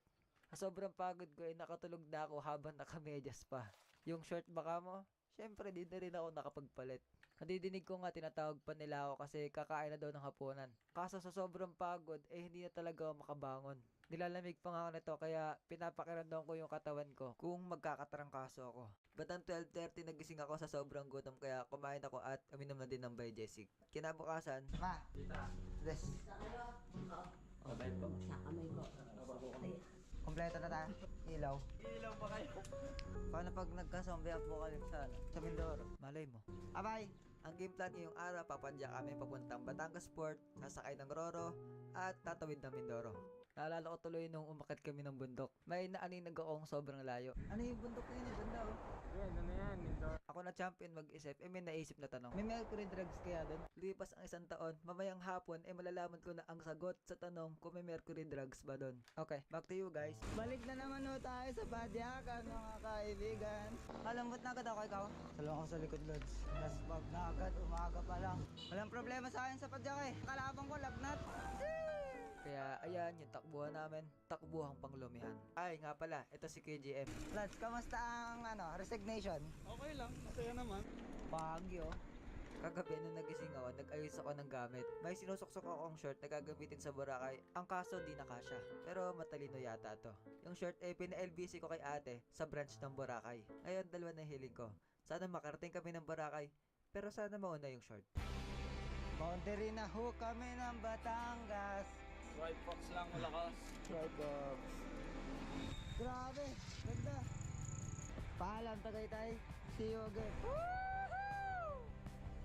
Sheesh! Yeah, boy! Sheesh! Wow! Yeah, boy. Morning po. Ay talaga namang good morning pag nari ang lusong.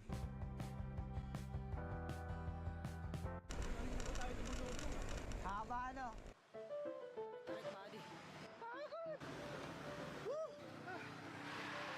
Pwede, saging. Ayan, din na nga ho nag-almusal. 4 AM kasi ang usapan namin. Kaso usapan lang at hindi na natuloy. Ang problema kasi pag inabutan kami ng init, talaga namang dusa. Haba ng pinapadyak natin. Daming wire na nakalagay ko. Layo nga tayo dito. Where we at? Truck! Nasa Bawan na po kami. Bawan Municipal Hall. Grabe ang araw dito ah. Init na agad. Alas 9 pa lang. Ito yung araw dito, galit eh. Mindoro din siguro. Ay, grabe siguro. Sana hindi. 5.3 kilometers na lang po. Susuko na kami. Trail. Hello.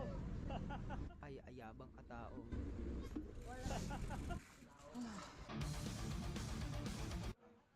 Lapit na. Nandito na kami sa port at ito ang ganap ng isang sanong first timer sa Roro. Ang first timer sanong-sano dito kaya walang tigil mag-video. Welcome to Batangas City. Bili tayo ngayon ha? Naka-aircon. Papawis ako. Sir, bawal po mag-video. Pag sakay sa Roro, ang first timer gusto pang pasukin pati makina. Ay, bawal dyan. Ang normal na pasahero nagpapahinga sa upuan. Ang first timer nakatambay sa basurahan. Ang normal na pasahero hindi malikot. Ang sanong pasahero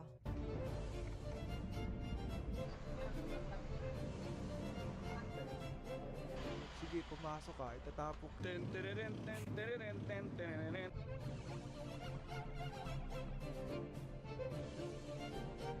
Pagdating sa Mindoro, lahat nakababa na. Ang first timer, bumaba na kami sa barko at ito ang unang beses natatapak ako sa Mindoro. Nandito na po kami sa Manila Bay. What? Para makapunta sa Boracay, papadyakin namin ang 167 kilometers papunta sa kabilang dulo ng Mindoro. At doon ay sasakay uli sa Roro papunta sa isla ng Boracay. Ito nga pala si Kuya Amigo. Ano bang ginagawa natin, Sam? Parang nagbabay. Puno na yung bag ko. Nagpa-LBC ako ng short sa Boracay. Paunahan na lang. Mas pag nauna kayo. Habang pumapadyak, ako'y tahimik na nagmamasid. Umaasa makakakita ng mercury drug sa gigilid. Ang paglalakbay ay nagsimula sa Kalapan at doon ay nadaanan ang mga tindahan, nilagpasan ang mga gasolinahan, pinasok pati damitan, naligaw sa looban, sumuot sa mga bahayan at kumain sa kainan. Nice. Kasama ang mga taga-Kalapan, sinuyod namin ang kabundukan. At nakakahiyaman, ako'y si Ben. Aray ko! Tumabit yung pedal ko! One down! Saglit lang! Pero kami nagpatuloy at nakalabas ng kagubatan. Lumubog ang araw at sa kasamahan ay nagpaalam. Sa huling pagkakataon, kami ay nagmasid. Pero wala pa rin Mercury drugs sa gigilid. Pero habang naglalakad kinagabihan, naaninag ko ang hindi inaasahan. Ang Mercury drugs. Tito, excited ka na mag-survey? Let's go! Tito. With aging, nagkaka-muscle decay, which leads to higher risk of illness and even more muscle decay. Yan ang cycle of weakness. Kaya may pinalakas na Ensure Gold with Strength Pro. May HMB to help build muscle mass and YBG to help build immunity. Bow. Ang aming game plan ay... Mamaya. Nice. Kami na rin po saan kami pupunta. Bahala na ako sa nabutin. What a nice. Medyo walang kwenta yung plano namin kaya ako na lang magsalita. Okay. Yung ini-edit ko to, ngayon ko lang nalaman na 8 bayan pala ang dadaanan namin para makasakay uli ng Roro. Kanino pa nila binabanggit yung Socorro? Tingnan natin kung titirik, Lodi. Yung Socorro na tinutukoy ko, yun yung pang-4 na bayan. Ano kami ngayon? Mga naka-windbreaker, medyo umaambon, medyo lang. Pero G. Ito na din nga pala yung day 3 namin at 3 araw na ako pumapadyak kasama ang bisikleta ko. At 3 araw na din kami gumagastos sa Roro, hotel at pagkain. Kaya gusto kong pasalamatan ang Trifax na nag-sponsor ng trip namin. Pero ano bang meron dito sa Trifax? Inaabangan namin yung Socorro at saka yung Victoria na ahon. Sabi nila matarik daw. Oo na, mamaya pa yan. Okay, ito ang Trifax MFM 100. Ginamit namin to para masubukan at mabigyan ng tsansa na makita ng mga tao. Kasi alam niyo naman kapag bagong brand at hindi kilala, iniiwasan natin. Tulad din ng kanal na to, dapat iwasan. Shout out Brito! Congrats! Bonak. Para sa akin, bagay ito sa mga adventure ride tulad nito. Kung gugustuhin kong rumatrat palusong ng bundok, may makukuha akong konting ginhawa dahil sa rear suspension kumpara sa hardtail. At the same time, hindi ako mahirapan sa ahon kasi ang disenyo ng frame na to ay ginawa para maging mabisa sa ahon. Tulad nitong Socorro na malapit na naming ahunin. Ang kaso yung pina-LBC kong short, ayun. Anyway, sana kahit paano nagkaroon kayo ng interest sa Trifax. At kung gayon, maaari niyo pong bisitahin ang kanilang website. Victoria, patag. Pero pag Socorro na, yun. Mukhang pangit pa ang ganun, Socorro. Namalit mo yata kakayahan namin ah. Sinasabi ko lang na may ahon. Hindi mo sinasabing na kaya. Pinamahina mo to? Ayan na! Socorro! Nakakita na ang signage. 35 kilometers. Kilometer check, galing Kalapan. Nakaka 30 kilometers na kami. 1 hour na kami nagbabike ngayon. 1 hour and 40 minutes. 2 bayan pa ang dadaanan namin bago dumating sa Socorro. Wala akong idea kung gaano yung katarik, kaya hinay-hinay lang ako sa padyak para di mapagod. Pero kahit anong hinay-hinay namin, nakakangalay talaga. Kaya ang solusyon, bumaba ng bike at tumakbo. Ito na yung ahon. Ito na! Mahaba yan, mahaba. Yeah, boy! Ahon na, buddy. Ito na ang unang ahon. Kuya Bolt, kinargahan. May gustong patunayan. Ano kaya? Pinamahina mo, tamalit mo yata kakayahan namin ah. Alright, we're approaching the finish line. Nauna pa rin po, ito po si Efren Reyes Jr. Efren Reyes Jr. Isang gulong na po ang kanyang layo dito po kay Mark Ryan Mendoza. Mark Ryan Mendoza gumagawa po ng paraan. Pilit po humahabol. Mark Ryan Mendoza lumilipat po sa may kaliwa. Mark Ryan Mendoza humahabol. Mark Ryan Mendoza halos nauubusan na po niya. Ito po si Efren Reyes and Mark Ryan Mendoza finishing first. Nasa Socorro pa din kami at kung matanong nyo ba tumukod si Kuya JM, sinubukan kasi naming sabayan si Kuya Bolt. May mga bago kami kasama. Shout out kay Rosa. Uy, sala naman ang tutok. Sorry, di ako vlogger eh. Shout out, shout out. Yo, yeah boy. Ha? Ito yung outfit ko. Pang 2 days yan. Kung meron kang photographic memory, napansin mo yung short ni Kuya Bolt sa Tagaytay, Batangas, Roro at Mindoro. Kaya sana naman dumating yung short ko. Hindi na para sa akin pero sa ikabubuti ni Kuya Bolt. Anyway, yan nga palang ZTR MTB short. At syempre, ito ay available sa Lazada. At kung bibili ka nito, may pang hotel kami sa Boracay. Kung hindi man, awet, naputol lang ako. syempre nasa Socorro pa din ang musmus na bata na maputulan ng kadena. Ang kaso kulang ang tools niya. Sa bagay, short nga wala, tools pa kaya. Tulak na lang. Eh, wala ako kadena natanggal. Enduro bike pa nagtutulak sa akin. Hindi kasi pwedeng isa kayang bike kasi yun yung ano namin eh, road trip. May mabibili kayo missing Minton? Sabi na Rosa, ang pinakamalapit na bike shop sa bayan pa ng Socorro. Kaya eto tinutulak na ako ni Kuya Bolt habang naka-windbreaker ng tanghali tapat. Ano, 16 ang takbo namin, 17. Pagod ka na? Basic. Basic. Ano, palit loads? Hindi, ano na, sa may bayan na sa Koro. Sa grupo namin, si Kuya Bolt yung pinakamalakas pumadyak. Yung gamit niyang bike pang lusong. Kung makita mo yung gulong, ang lalaki pa ng spike. Kung pares ka lang kami ng bike na gamit, ando na siya sa Boracay naglalangoy. Nice.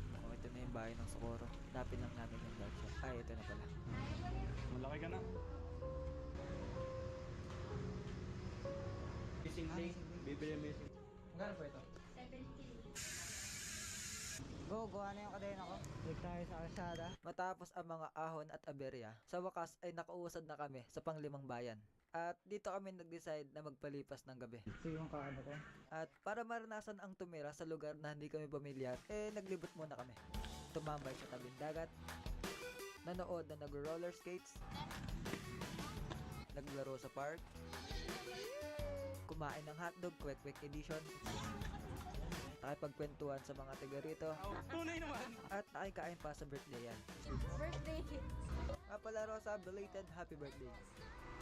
Kinabukasan day 4, gumising kaming hindi pagod. At kung sakali, ito na yung last day namin na papadyak. Kasi pagdating sa Rojas, yung dulo ng ruta, sasakay na kami ng Roro papuntang Boracay. Ang usapan pa namin, 7 kami gigising. Yung pala, alas 11 yung biyahe ng Boracay. 11 AM yung alis ng Roro. Ang kaso, di kami makaalis dito kasi yung bike namin nakalak pa sa garahe ng hotel. Paglipas pa ng 30 minutes, saka lang namin nakuha yung bike. Ang ending sa kalsada, ang agahan. Kakabot tayo ng oras. Parang ulan. Oo nga, eh. Parang uulan. Masama ang kulay. Patawa-tawa lang ako pero wag talagang ulan. Malabo kasing matapos namin ang 3 bayan kung uulanin pa kami. Ayan na yung ulan, no? Lalag natin. Mainom na lang ng ano, biogetic.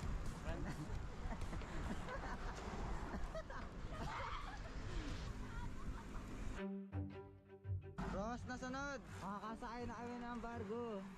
After many days. Isang bayan na lang makakasakay na kami ng Roro. Ang kaso, pumatak na ang ambon at unti-unti pang lumakas kaya Ayun na, hindi pa rin tumitila. lumipas pa ang ilang minuto at naitanong ko na yata lahat ng pwede kong itanong sa bike nila is Joshua at Rosa. Pero hindi pa rin tumitila. Nung humina yung ulan pinutulan na namin kasi mukhang hindi kami aabot. Kaya kung dati ang takbuhan namin ganito lang, kwentuhan lang kung saan masarap kumain. Saan masarap? Pero ngayon, kailangan namin bilisan. Sa ganitong takbuhan, pakiramdam ko nag-ronda Pinas yung binti ko. Okay, medyo mabagal pala sa video. Pero yung feeling ko sa personal, ganito kami katulid. Anyway, sila nga pala yung sumama sa amin para i-guide kami dito. Salamat mga lord. At nabanggit nila sa akin, ganito yung normal nilang takbuhan. Di lang nila alam, ito yung minimum speed sa amin. Sakit pala sa binti yung ganito katulid. Pero ramdam ko din mabilis talaga yung usad namin. Asa yung pagod namin, wala ding kwenta kung di kami aabot. Ayan, may sinasabi. Kailan daw siya pinawisan? Simula Manila. Matindi. Lumipas pa ang ilang minuto at dumating na kami ng port. Ano pang oras kanina malis yung unang biyahe? Hindi talaga tayo aabot. No choice kami kundi mag-antay ng next trip. Kaya habang stranded pa dito, kanya-kanyang lamon muna ng Jollibee na binigay ni Kat. Thank you po. Burger ka sa akin. Salamat Lods. Alas 6 pa ang next trip kaya 6 hours pa kami mag-iintay dito. Medyo okay na din na late kami kasi wala pa ding update yung LBC kung andun na yung short sa Boracay. Pero kung di man kami makarating sa Boracay, ayos lang naman. Alam ko ilang araw na kami pumapadyak para lang makarating at mag-enjoy sa Boracay. Pero napansin ko kahit talaga nakakangali sa puwet, nag-enjoy ako sa biyahe namin. Siguro dahil yun sa mga bagong bagay na di ko inaasahan makikita ko. At sa mga taong di ko inaasahan sasamahan ako sa trip ko. Kaya di na kami tumuloy ng Boracay at sumakay ng Roro pa Tagaytay. De, biro lang. Sira ulo, wala namang biyahe ng Roro pa Tagaytay. First time sa pupunta ng Visayas. Cinematic shot sana to kaso tinatamad ako.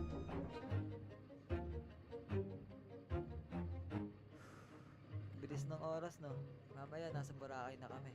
12 hours ago lang nakikain pa kami sa birthday ng di namin kakilala. Tas kahapon lang nalaman ko may mercury drug sa Mindoro. Nung isang araw naman nasa Manila pa ako sanong-sano sa mga nangingisda. At 6 months ago naman, pabiro ko pang tinatanong si Kuya Bolt kung Kaya kuya magbike Manila hanggang Boracay.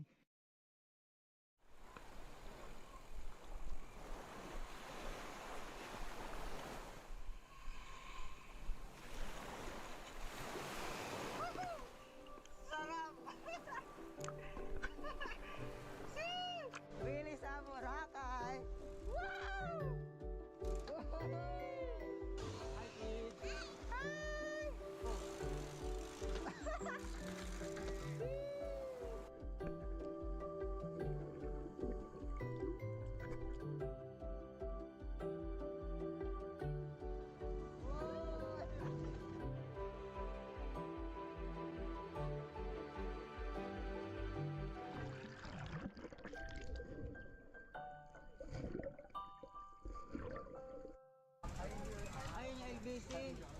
check lang po. Papunta pa lang. Papunta pa lang. Transit pa lang. Una tayo, Lods.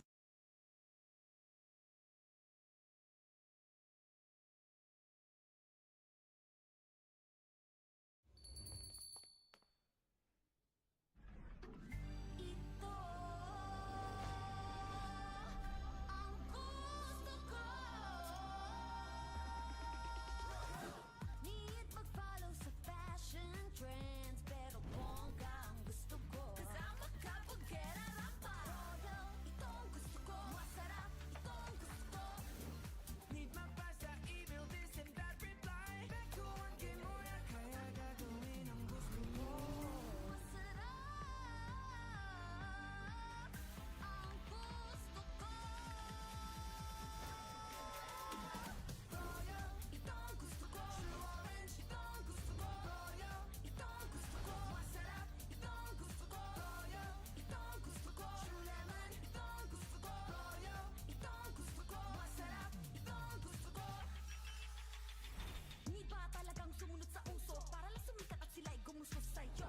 Buhay mo to, ikaw ang CEO, ikaw na ikaw ang go. No time to waste, tara na, pakita ang move, 7-8 game na. Royal, ito ang gusto, masarap, ito ang gusto ko. Royal, ito ang gusto ko. True orange, ito ang gusto ko. Royal, ito ang gusto ko. Masarap, ito ang gusto ko.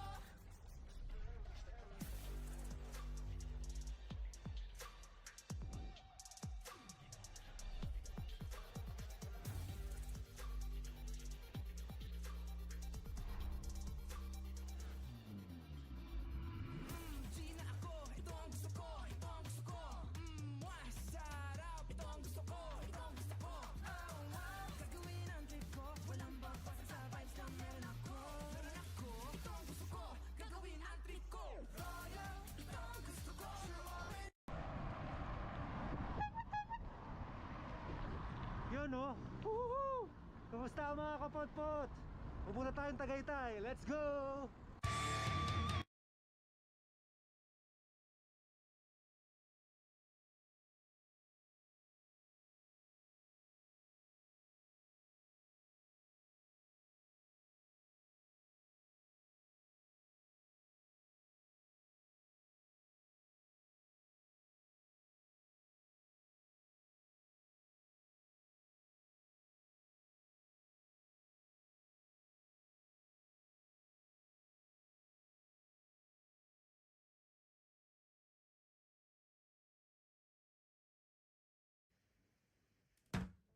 Beautiful, shonky PS3.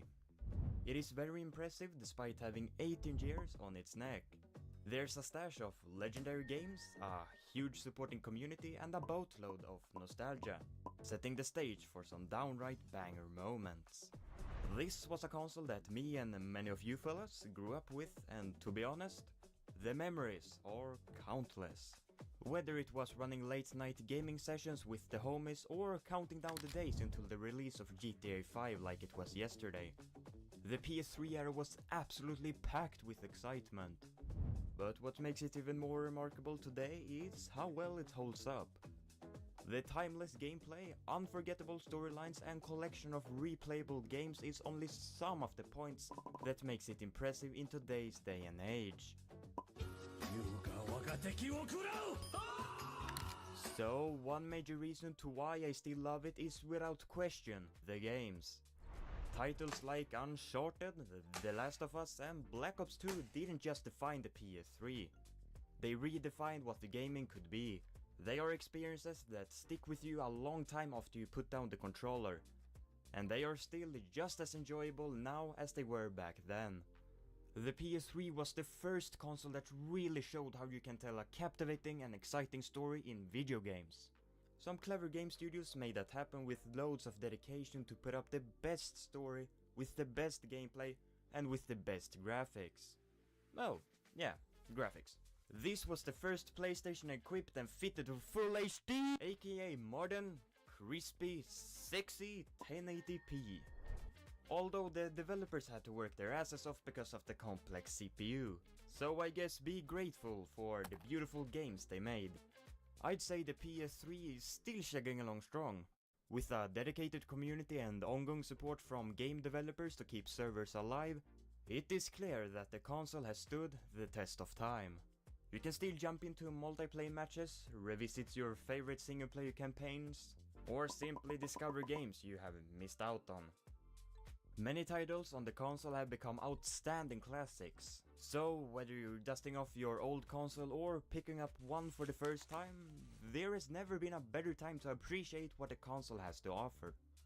You know, there's something about booting up a PS3, hearing that iconic startup sound and seeing the XMB interface. You know, the X-Cross Media Bar they call it. And fellas, come on, it just hits differently. Also, I have it hooked up to a 4K TV and oh my gosh, the interface is absolutely gorgeous. Oof. Additionally, just think about the massive improvement in the UI the PS3 made over the PS2. It basically had everything you could ask for, especially when factoring the pricing because it's goddamn amazing. Fuji Denso offers reliable, durable, and energy-saving appliances, whether it be for your home or business. Trust Fuji Denso appliances to be your long-term investment. Fuji Denso, quality above all. You can snag one today for less than the cost of a fancy dinner with the family at McDonald's. Not only is the console itself affordable, but several games are dirt cheap too. And no, not indie games, we're talking classic titles for the price of a cup of coffee at Starbucks. So instead of burning your cash on overpriced lattes, you can fuel your nostalgia tank and keep yourself entertained for hours on end. In my personal opinion, the PS3 is like the fine wine of consoles. It aged well and the game still holds up.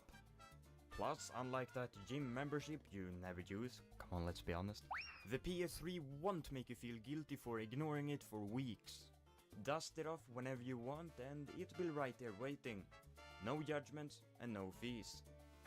So if you're looking for a bang for your buck, the PS3 is your golden ticket. Unless you're going for Operation Nutcase and getting the PS2 backwards compatible model. Because it will fucking drain your piggy bank. Damn! And it's defective. $60 for a defective fucking PS3. Holy shit. No, thank you. Alrighty, so you get your PS3 in 2024 or even 2025. But what can you actually still do with this classic piece of hardware? Well, you can get a lot more than just dust of it. You can obviously play games on it, and arguably some of the best ones ever made.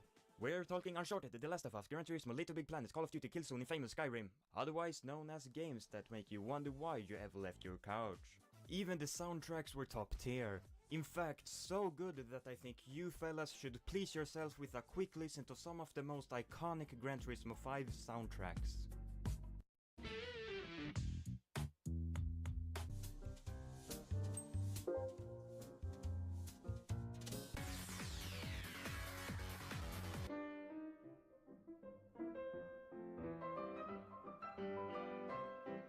It's a banger after a banger and it adds so much to the game.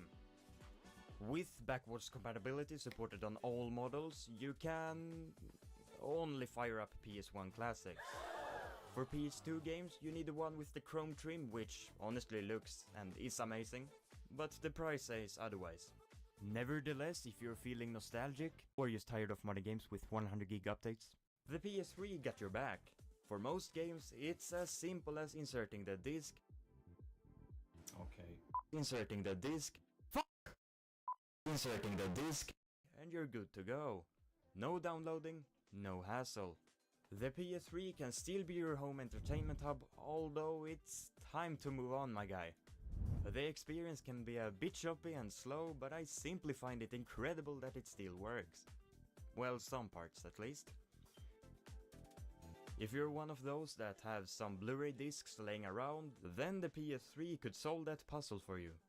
Believe it or not, but some online features such as the store and multiplayer modes are still alive and kicking. So fellas, if you're in the mood for some old school multiplayer, then give it a go. There's a solid chance that one of your favorite multiplayer games are still active.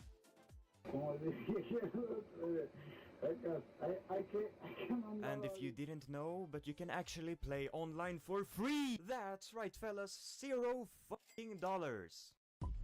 Riding round in a rover. If you're looking to mod your console, then the fat model is the right console for you. There are different ways you can both hard mode and soft mod it. I'll quickly go through a well-known soft mod in the community called Hen. This mod is like the secret sauce for your PS3. What it does is letting you unlock custom firmware features without going full jailbreak mode. With Hen you can run homebrew apps and tweak your console to your heart's content. Fellas, this is absolutely perfect if you want to add some additional fancy flair to your console without turning it into a full-blown science project. If you're feeling a tad bit silly, then you can emulate the PS3 with your PC. This software has support for over 2,500 games and counting. But it doesn't give you the native PS3 experience, so yeah, just get a PS3, come on. Now fellas, the time is upon us. We have to take a quick glimpse at some key history to see how well it has lined up till today. And cause we gotta respect the elders, you know. The PS3 launched into one of the most competitive eras in gaming history. Priced at 500 American smackers, this console was the most expensive of its generation, compared to the Xbox 360 at 300 and the Nintendo Wii at just 250. The high price, along with developers struggle to develop games due to its complex CPU architecture, led to a slow start for Sony. Meanwhile, the Xbox 360, which had a head start by launching a year earlier, gained significant traction, especially with its strong online capabilities. The Wii, with its unique motion controls and lower price, appealed to a broad audience, becoming a massive hit. However, as time passed, the PS3 eventually started to catch up. Sony made critical price cuts, and the console's library instantly grew with some of the most iconic games of the generation. So, despite the rocky start at the beginning, the PS3 eventually established itself as a major player, leaving a historic impact on the gaming industry. Finally, let's break down the reliability and design. The original model was a bit of a mixed bag. While it had an absolutely striking design which I adore, it wasn't exactly the most reliable, with the infamous yellow light of death.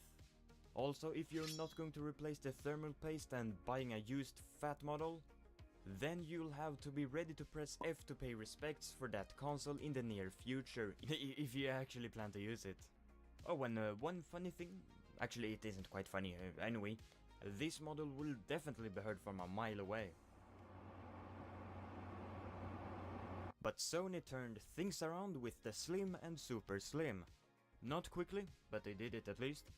These versions were not only more reliable, but they also dumped less heat, noise, and electricity while being sleeker. Therefore, I would either go with the Slim or the Super Slim.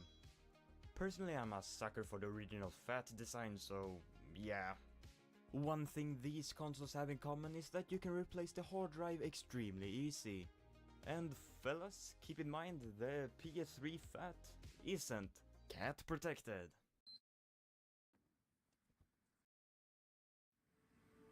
In terms of performance, the PS3 and Xbox 360 were evenly matched. Both delivered solid gaming experiences, making it more about preference than power. Each console had its own ecosystem, as you probably know, with their own exclusive games. In short, I'd say the PS3 offered single-player experiences that you simply couldn't find on the 360, and vice versa, but for multiplayer games. And fellas, that is why the PS3 is still impressive despite being classified as a retro console. It still offers plenty of ways to enjoy gaming for a bargain, just like the Xbox 360 on the top left, and the Wii on the top right. If you're wondering which console from this generation is right for you, then check out the videos in the bottom corners. And I'll see you fellas in one of those videos. Oh, and if you hold eject and flip the power switch, then the outcome is... Holy shit! With the YouTube Music app, you can blend up to 30 artists into one big custom radio station, which means now your thumb is basically a tiny little DJ. Get YouTube Music Premium. Try 1 month free.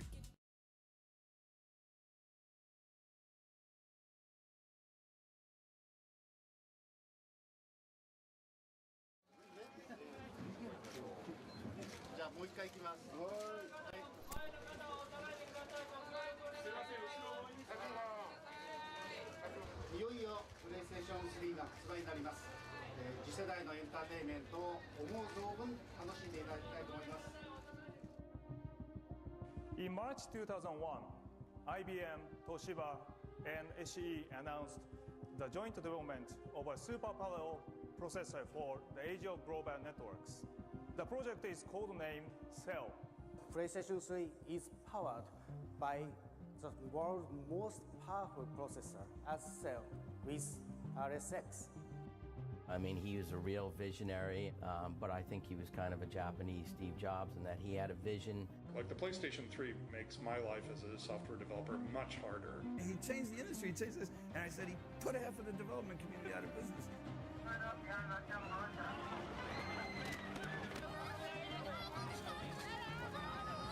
PlayStation 3 is the most ambitious project we at Sony Computer Entertainment have ever undertaken in our very short history.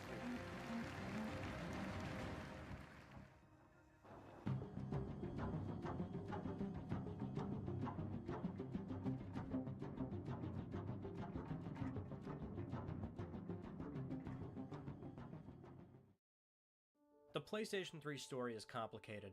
An outlier in Sony's lineup of home consoles, one that faced a steady uphill battle for 7 years instead of the outgoing landslide victories of the PS1 and PS2. What really happened? Let's go back to the beginning.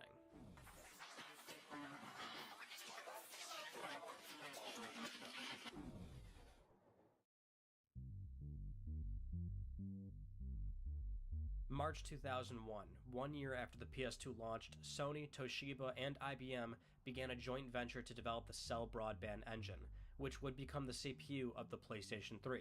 This collaborative effort was no small undertaking, with all three companies heavily invested in development. The alliance was known as STI, and the creation of Cell lasted over a 4-year period at the Design Center in Austin, Texas. Due to the collaborative nature, each company had their own vested interests, and while Sony initially started the project for Cell to be used in PS3, the chip had more broad applications for the interests of IBM and Toshiba. Fields like scientific and medical computing, blade servers, TVs, and more were all avenues in which Cell would be designed for. Sony went public with Cell development during their 2004 E3 press conference. At the time, CTO Masa Jitani detailed the capabilities of Cell supercomputing and making it a point to say it can be used beyond games. Our objective is to provide supercomputing for various digital entertainment applications. For digital content creation, there are so many techniques that require vast floating point capabilities. We believe that it is go beyond borders of digital entertainment to revolutionize technology and business in the future. By the end, there was no direct reference to PlayStation 3, just a Cell-based workstation that would be available soon, which could be used to start software development. By 2005, nearing the end of creating Cell, Sony's commitment was increasingly clear. Ken Kutaragi, the father of PlayStation, and at the time Sony Computer Entertainment president and CEO, had spent $400 million on the processor's development. E3 2005 would set the stage for PlayStation 3's formal reveal, a nearly 2-hour-long press conference that goes over every single detail about the system's capabilities, Sony's partnerships, and a myriad of tech demos and pre-rendered trailers. The message and speeches are all carefully delivered with purposeful intent. PlayStation 3 would be an overwhelmingly powerful piece of consumer hardware. PS3 truly is a system to be placed in the center of the living room in homes around the world. Future is almost here with PlayStation 3. PS3 would be backwards compatible with PS1 and PS2 software, feature 6 USB ports, 2 HDMI ports, 3 Ethernet ports, and slot readers for memory stick, SD, and compact flash. A hard disk drive would be standard, and Blu-ray disc will be utilized for high-capacity game storage. Cell processor was explained in great detail, and Sony goes over the GPU, which was created in partnership with NVIDIA, being called the RSX, short for Reality Synthesizer. The tech demos shown are all meticulously crafted to make a use case for what can be accomplished on PS3, with many third-party publishers also appearing on stage to vouch for the possibilities. In partnership with Ethernet ports and slot readers for memory stick, SD, and compact flash. A hard disk drive would be standard, and Blu-ray disc will be utilized for high-capacity game storage. Cell processor was explained in great detail, and Sony goes over the GPU, which was created in partnership with NVIDIA, being called the RSX, short for Reality Synthesizer. The tech demos shown are all meticulously crafted to make a use case for what can be accomplished on PS3, with many third-party publishers also appearing on stage to vouch for the possibilities. After about an hour and a half, actual software is demonstrated, with most of it being questionably good-looking. The conference ends on Ken Kutaragi proudly holding up the console design up in the air, coming spring 2006.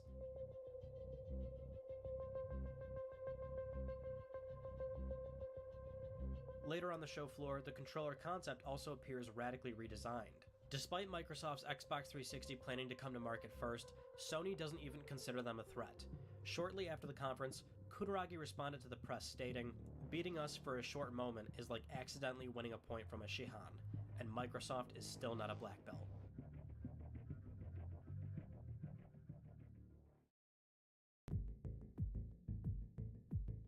With development kits in hand, major game studios are now beginning their work on early PlayStation 3 games, and complications are setting in. In short, Cell is a 3.2 GHz power processor element with 2 threads and 8 synergistic processing elements, PPE and SPE for short. The PPE would be the general purpose CPU, while the 8 SPE would process data in parallel. For PS3 development purposes, one SPE would be disabled to increase yield, and another for the PS3's basic functions and OS. So developers could use 8 threads total for PS3 software, 2 from PPE and 6 from SPE. This means, by design, Cell is an asymmetric multi-threaded architecture. It's like having a set goal, which would be making PS3 software, and divvying up the tasks to accomplish that goal amongst 6 individuals, those individuals being your SPE, while the PPE would oversee and handle tasks itself like a group leader. The SPE, though, are specialized single-instruction multiple data processors. They are extremely efficient at accomplishing their tasks over and over. In short, they're purpose-built number crunchers, and they're very good at it when used correctly. For comparison's sake, the Xbox 360 CPU features 3 PowerPC cores compared to PS3's single PPE. Basically, you have to figure out how to use those SPE on PS3. This kind of architecture is what makes game development for PlayStation 3 rocky, and supercomputing capabilities in scientific fields a breeze. When speaking with developers, one theme became clear amongst those I talked to. Communication played a large role in early development struggles. Prior to a brand new platform launching, secrecy is key, and depending on the studio's position, they may not easily get access to the answers they need. First-party developers being at the top of the hierarchy, they're owned by Sony and get access to hardware first. They have a more direct line of communication. Second party is trusted and may get help before a third party, where it's more likely that any communication is run through by lawyers to uphold integrity of early hardware secrets. But this is just one issue early on that stages the bigger picture of problems relating to developing on PlayStation 3. Namely, the platform CPU wasn't specifically designed for game development. And on the heels of Sony's PlayStation 2 success, Ken Kutaragi is asking the entire video game industry to learn his new complicated cell processor. Worse yet, he's asking at a time where a competitor has already started the 7th generation of game consoles.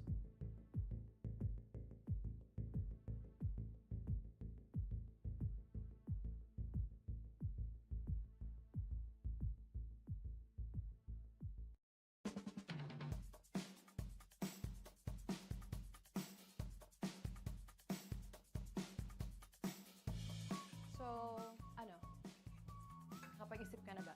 Sinabi ko naman sa'yo, ayaw ng long-term commitment. Nice! Let's go.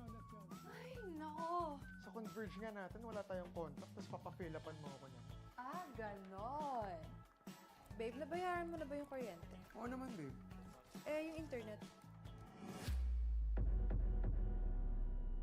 Oo nga pala. Wala na tayong monthly billing sa Converge. Yun naman pala so, tara! Paano kung ayoko na? Paano kung mahirapan tayo dito? Kailangan ko bang ibayad yung buhay ko para matigil lang to? Diba ang ganda?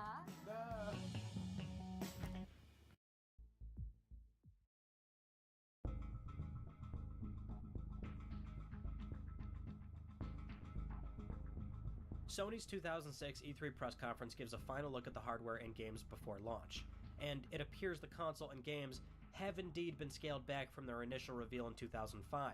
Most of the footage shown last year was indeed pre-rendered, but the actual PS3 system now has less USB, Ethernet, and HDMI ports than initially promised, and the controller design has been reverted back to the more traditional-looking DualShock. Except it's now being dubbed 6-axis, with no rumble functionality due to an ongoing legal battle with the haptic feedback company Immersion.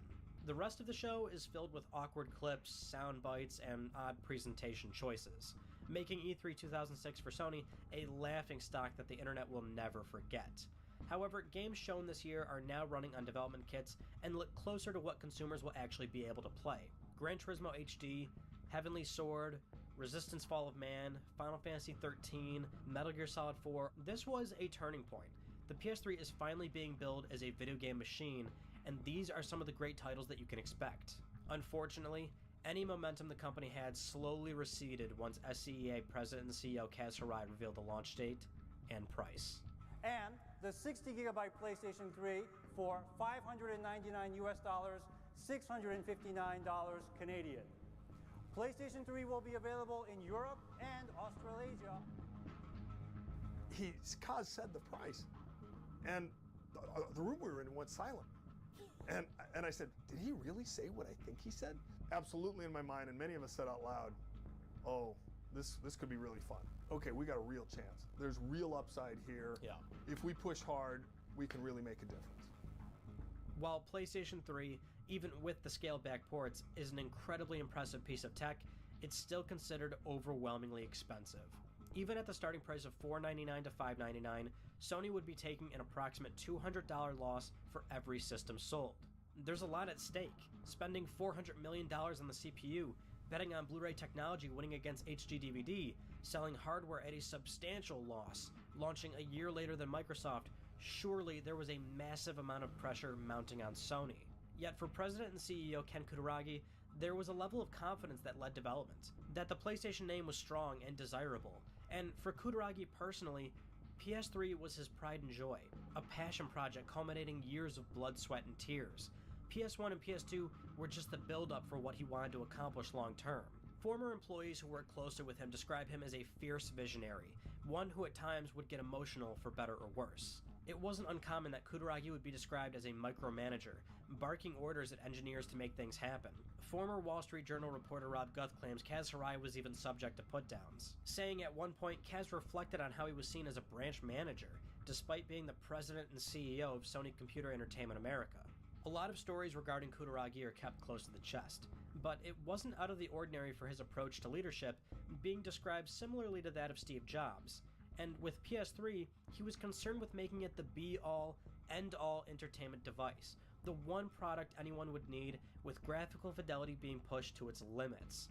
But more prominently, PS3 would be his send-off. Former Sony Computer Entertainment Chairman Shigeo Maruyama recalls that Ken got to work right away on PS2 after PS1 shipped, and he did the same thing with PS3. PS2 released, and work began right away on the next generation. Near the end of PS3's development, prior to it being released, Maruyama asked Kutaragi what his plans were for PS4. He responded, "PlayStation 4 is not my responsibility." For someone who was already being seen as someday running all of Sony Corporation, this seemed unclear at the time. At least for Kutaragi, he knew. For one reason or another, PlayStation 3 was his goodbye.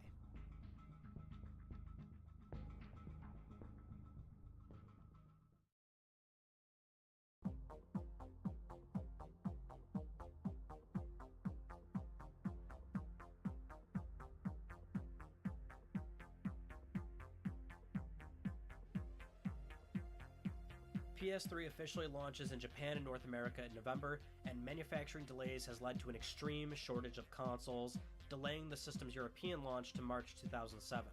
North America in particular saw a number of violent crimes surrounding all the launch lines, as some stores would only have a handful of systems for a group of 100 people. And once these systems were sold, flipping them on eBay was a lucrative option for most. I'm gonna resell it. Pay some of my bills off with the money I get from it. I'm gonna sell it. I'm gonna sell it right away, right after I get it. But early impressions are finally coming in, and the general reception is not good. For a console that costs upwards of $600, the friends list and online connectivity was poor, the PlayStation Store was a simplified web browser, the XMB was lacking many expected features, and the launch lineup was disappointing. But during the chaos of launch, Sony made it vehemently clear that PS3's planned to have a 10-year life cycle. And if you're a hardcore consumer, you're a hardcore gamer, you're going to play this system for 10 years like you've had the opportunity to do on the PlayStation and will be able to do on the PlayStation 2, 10-game investment over a 10-year period is a drop in the bucket. People are going to spend hours, months, years playing the PlayStation 3, and they're going to forget what they paid for it several years from now. They're going to see this investment return time and time again. Shortly after release on November 30th, Ken Kutaragi is replaced by Kaz Hirai as president and CEO of Sony Computer Entertainment. With Kutaragi now being chairman and CEO of SCEI, he will no longer handle day-to-day operations. Though this change is only temporary, next year, April 2007, Kutaragi officially retires and becomes an honorary chairman. While many deem his leaving because of the PS3's poor performance, it's lesser known that prior to launch he already knew he was leaving. Whether it was due to his hostile leadership or personal desires to call it quits is still completely up in the air. But by this time, being mid-2007, the cell processor struggles were really starting to hit developers, and it was ultimately affecting the end products. For as much as Sony touted how strong the platform was, many third-party games were simply performing better on Xbox 360. Since most teams were already developing 7th generation games on Xbox, a vast majority of studios were leading development on 360 first and porting to PS3 second. Games that were coded around 3 PowerPC cores simply weren't going to move to PS3 single PPE and 8 SPEs without a hitch. This put many developers in a rock and a hard place. When it comes down to it, there's a limited amount of time, money, and resources. For many teams, it didn't make sense to spend a massive amount of time utilizing SPEs on a platform that didn't have market leadership. This led to many titles leaning on PS3 single PPE versus 360's 3 PowerPC cores. On paper, PS3 in theory could produce visually stunning, well-performing games. In execution, many developers faced difficulties in juggling multi-platform work due to the PS3's complex architecture. It also didn't bode well that Sony split their memory, 256 megabytes for video and another 256 for games, whereas Microsoft had a unified pool of 512 megabytes, offering a bit of flexibility. And while many game developers are having a rough time developing on PS3, that very same CPU is being put to practice for the other fields it was also designed for. Blade servers, cell evaluation systems, TVs, even taking PS3s themselves and just clustering them together to harvest their computing power. For the price to performance ratio, the cell in PS3 made perfect sense for supercomputing. Gaurav Khanna, a professor of the University of Massachusetts Dartmouth, clustered PS3s together for astrophysical simulations of supermassive black holes. The performance of just a handful of PS3s far exceeding over 100 Intel Xeon-based systems. The folding at home application found its way to PS3 for this reason, allowing anyone to lend their PS3s for protein folding. This is the power of the number crunching SPEs. It's just that for game developers, it would take years of compromise and learning. Sony, on the other hand, wanted the complexity. They wanted Cell to have longevity, but more so they felt PS3 would take off, creating an environment where developers would focus primarily on PS3 because it was the platform to be on. Instead, the opposite happened, at least for third party. When it comes to games developed exclusively for PS3, the focus was extracting power out of the SPEs without worrying about any other platforms. Naughty Dog's ICE team was responsible for creating many of the SDK advancements needed for that very goal. And this is why the very first run of PS3 exclusives often looked good and ran better than most other games. The PlayStation 3 has the cell processor, which contains several SPUs. These are additional processors outside of the main processor, which can be used to process other tasks. For example, we have our physics running on several SPUs at once. We have sound processing running on our SPUs. We have dynamic lighting calculations running on SPUs. We have collision processing. It goes on and on. The more you can actually offload to the SPUs, the more you can do per frame, and therefore the more you can get into your game. At this point, Sony Computer Entertainment is scrambling to repair PlayStation 3. The system starts to see some dramatic shifts. The 20GB model is discontinued, the 60GB received a price drop, and an 80GB model with PS2 emulation comes in. Then that model is dropped in favor of a 40GB model with PS2 backwards compatibility removed at a lower price. The system sees numerous firmware updates bringing promised features, quality exclusives finally come. Everything from this point forward is reactionary in order to gain market share. And worse yet, PS3 is still not profitable. Sony's development in Cell was for PS3, but the grand scheme was to have other divisions of Sony use Cell as well, except no other Sony division wanted to participate, lest they sell a product at a higher price compared to the competitor. All things considered, Sony Corp had to sell 3 cell processor electronics to one customer for the manufacturing costs to work out. PS3 became the only cell-based product out of Sony.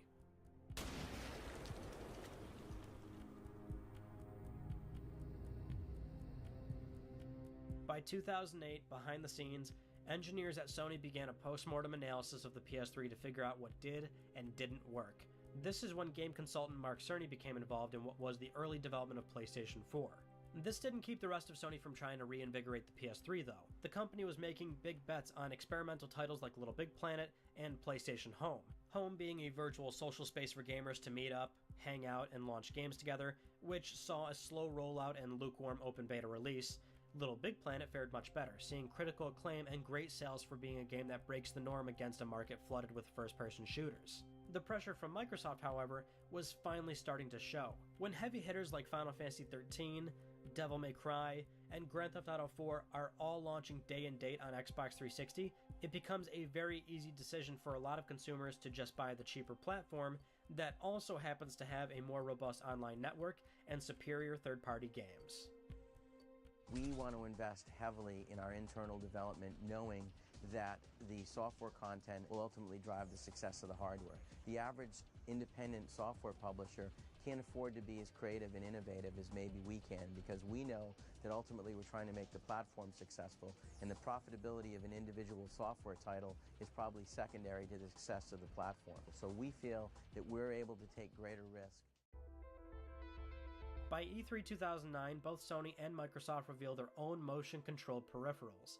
Prior to them having official names, Microsoft showed off Project Natal, and Sony demonstrated PlayStation Motion controllers. At this point, it's nearing mid-life cycle, with Sony still doing what they can to sell more hardware, and Microsoft trying to keep their lead.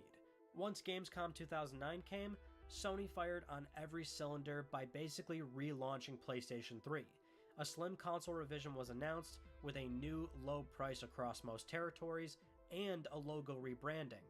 To kick it all off, Sony launched a massive marketing campaign featuring fake PlayStation executive Kevin Butler, which were extremely well received and effective at resonating with the target audience. $2.99?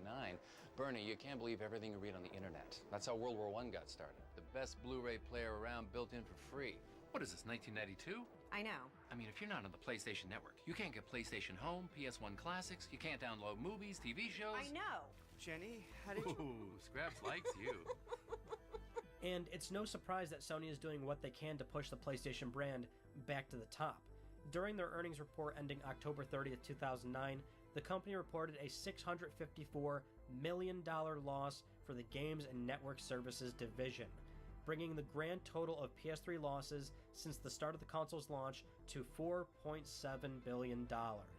No small sum of cash, and certainly a far cry from the company's outgoing dominance in the game space. PlayStation Move launches that holiday season, and the library of varied PS3 exclusives continues to grow. Around the same time, IBM announces advancements in Cell are all but over. While the basic ideas and concepts of Cell would live on, IBM would not be iterating on the chip much further, signaling not so much a failure, but a massive shortfall of Cell's overall goal to be used in a multitude of products with massive developer support. Going into 2010, there were plenty of quality games still on the horizon, except Sony would now find themselves in a PR snag by removing the other OS feature from the PS3 through a firmware update. This is what allowed PS3 to run Linux. The company quickly finds themselves in a class action lawsuit, facing harsh criticism for removing a feature that was initially advertised. This also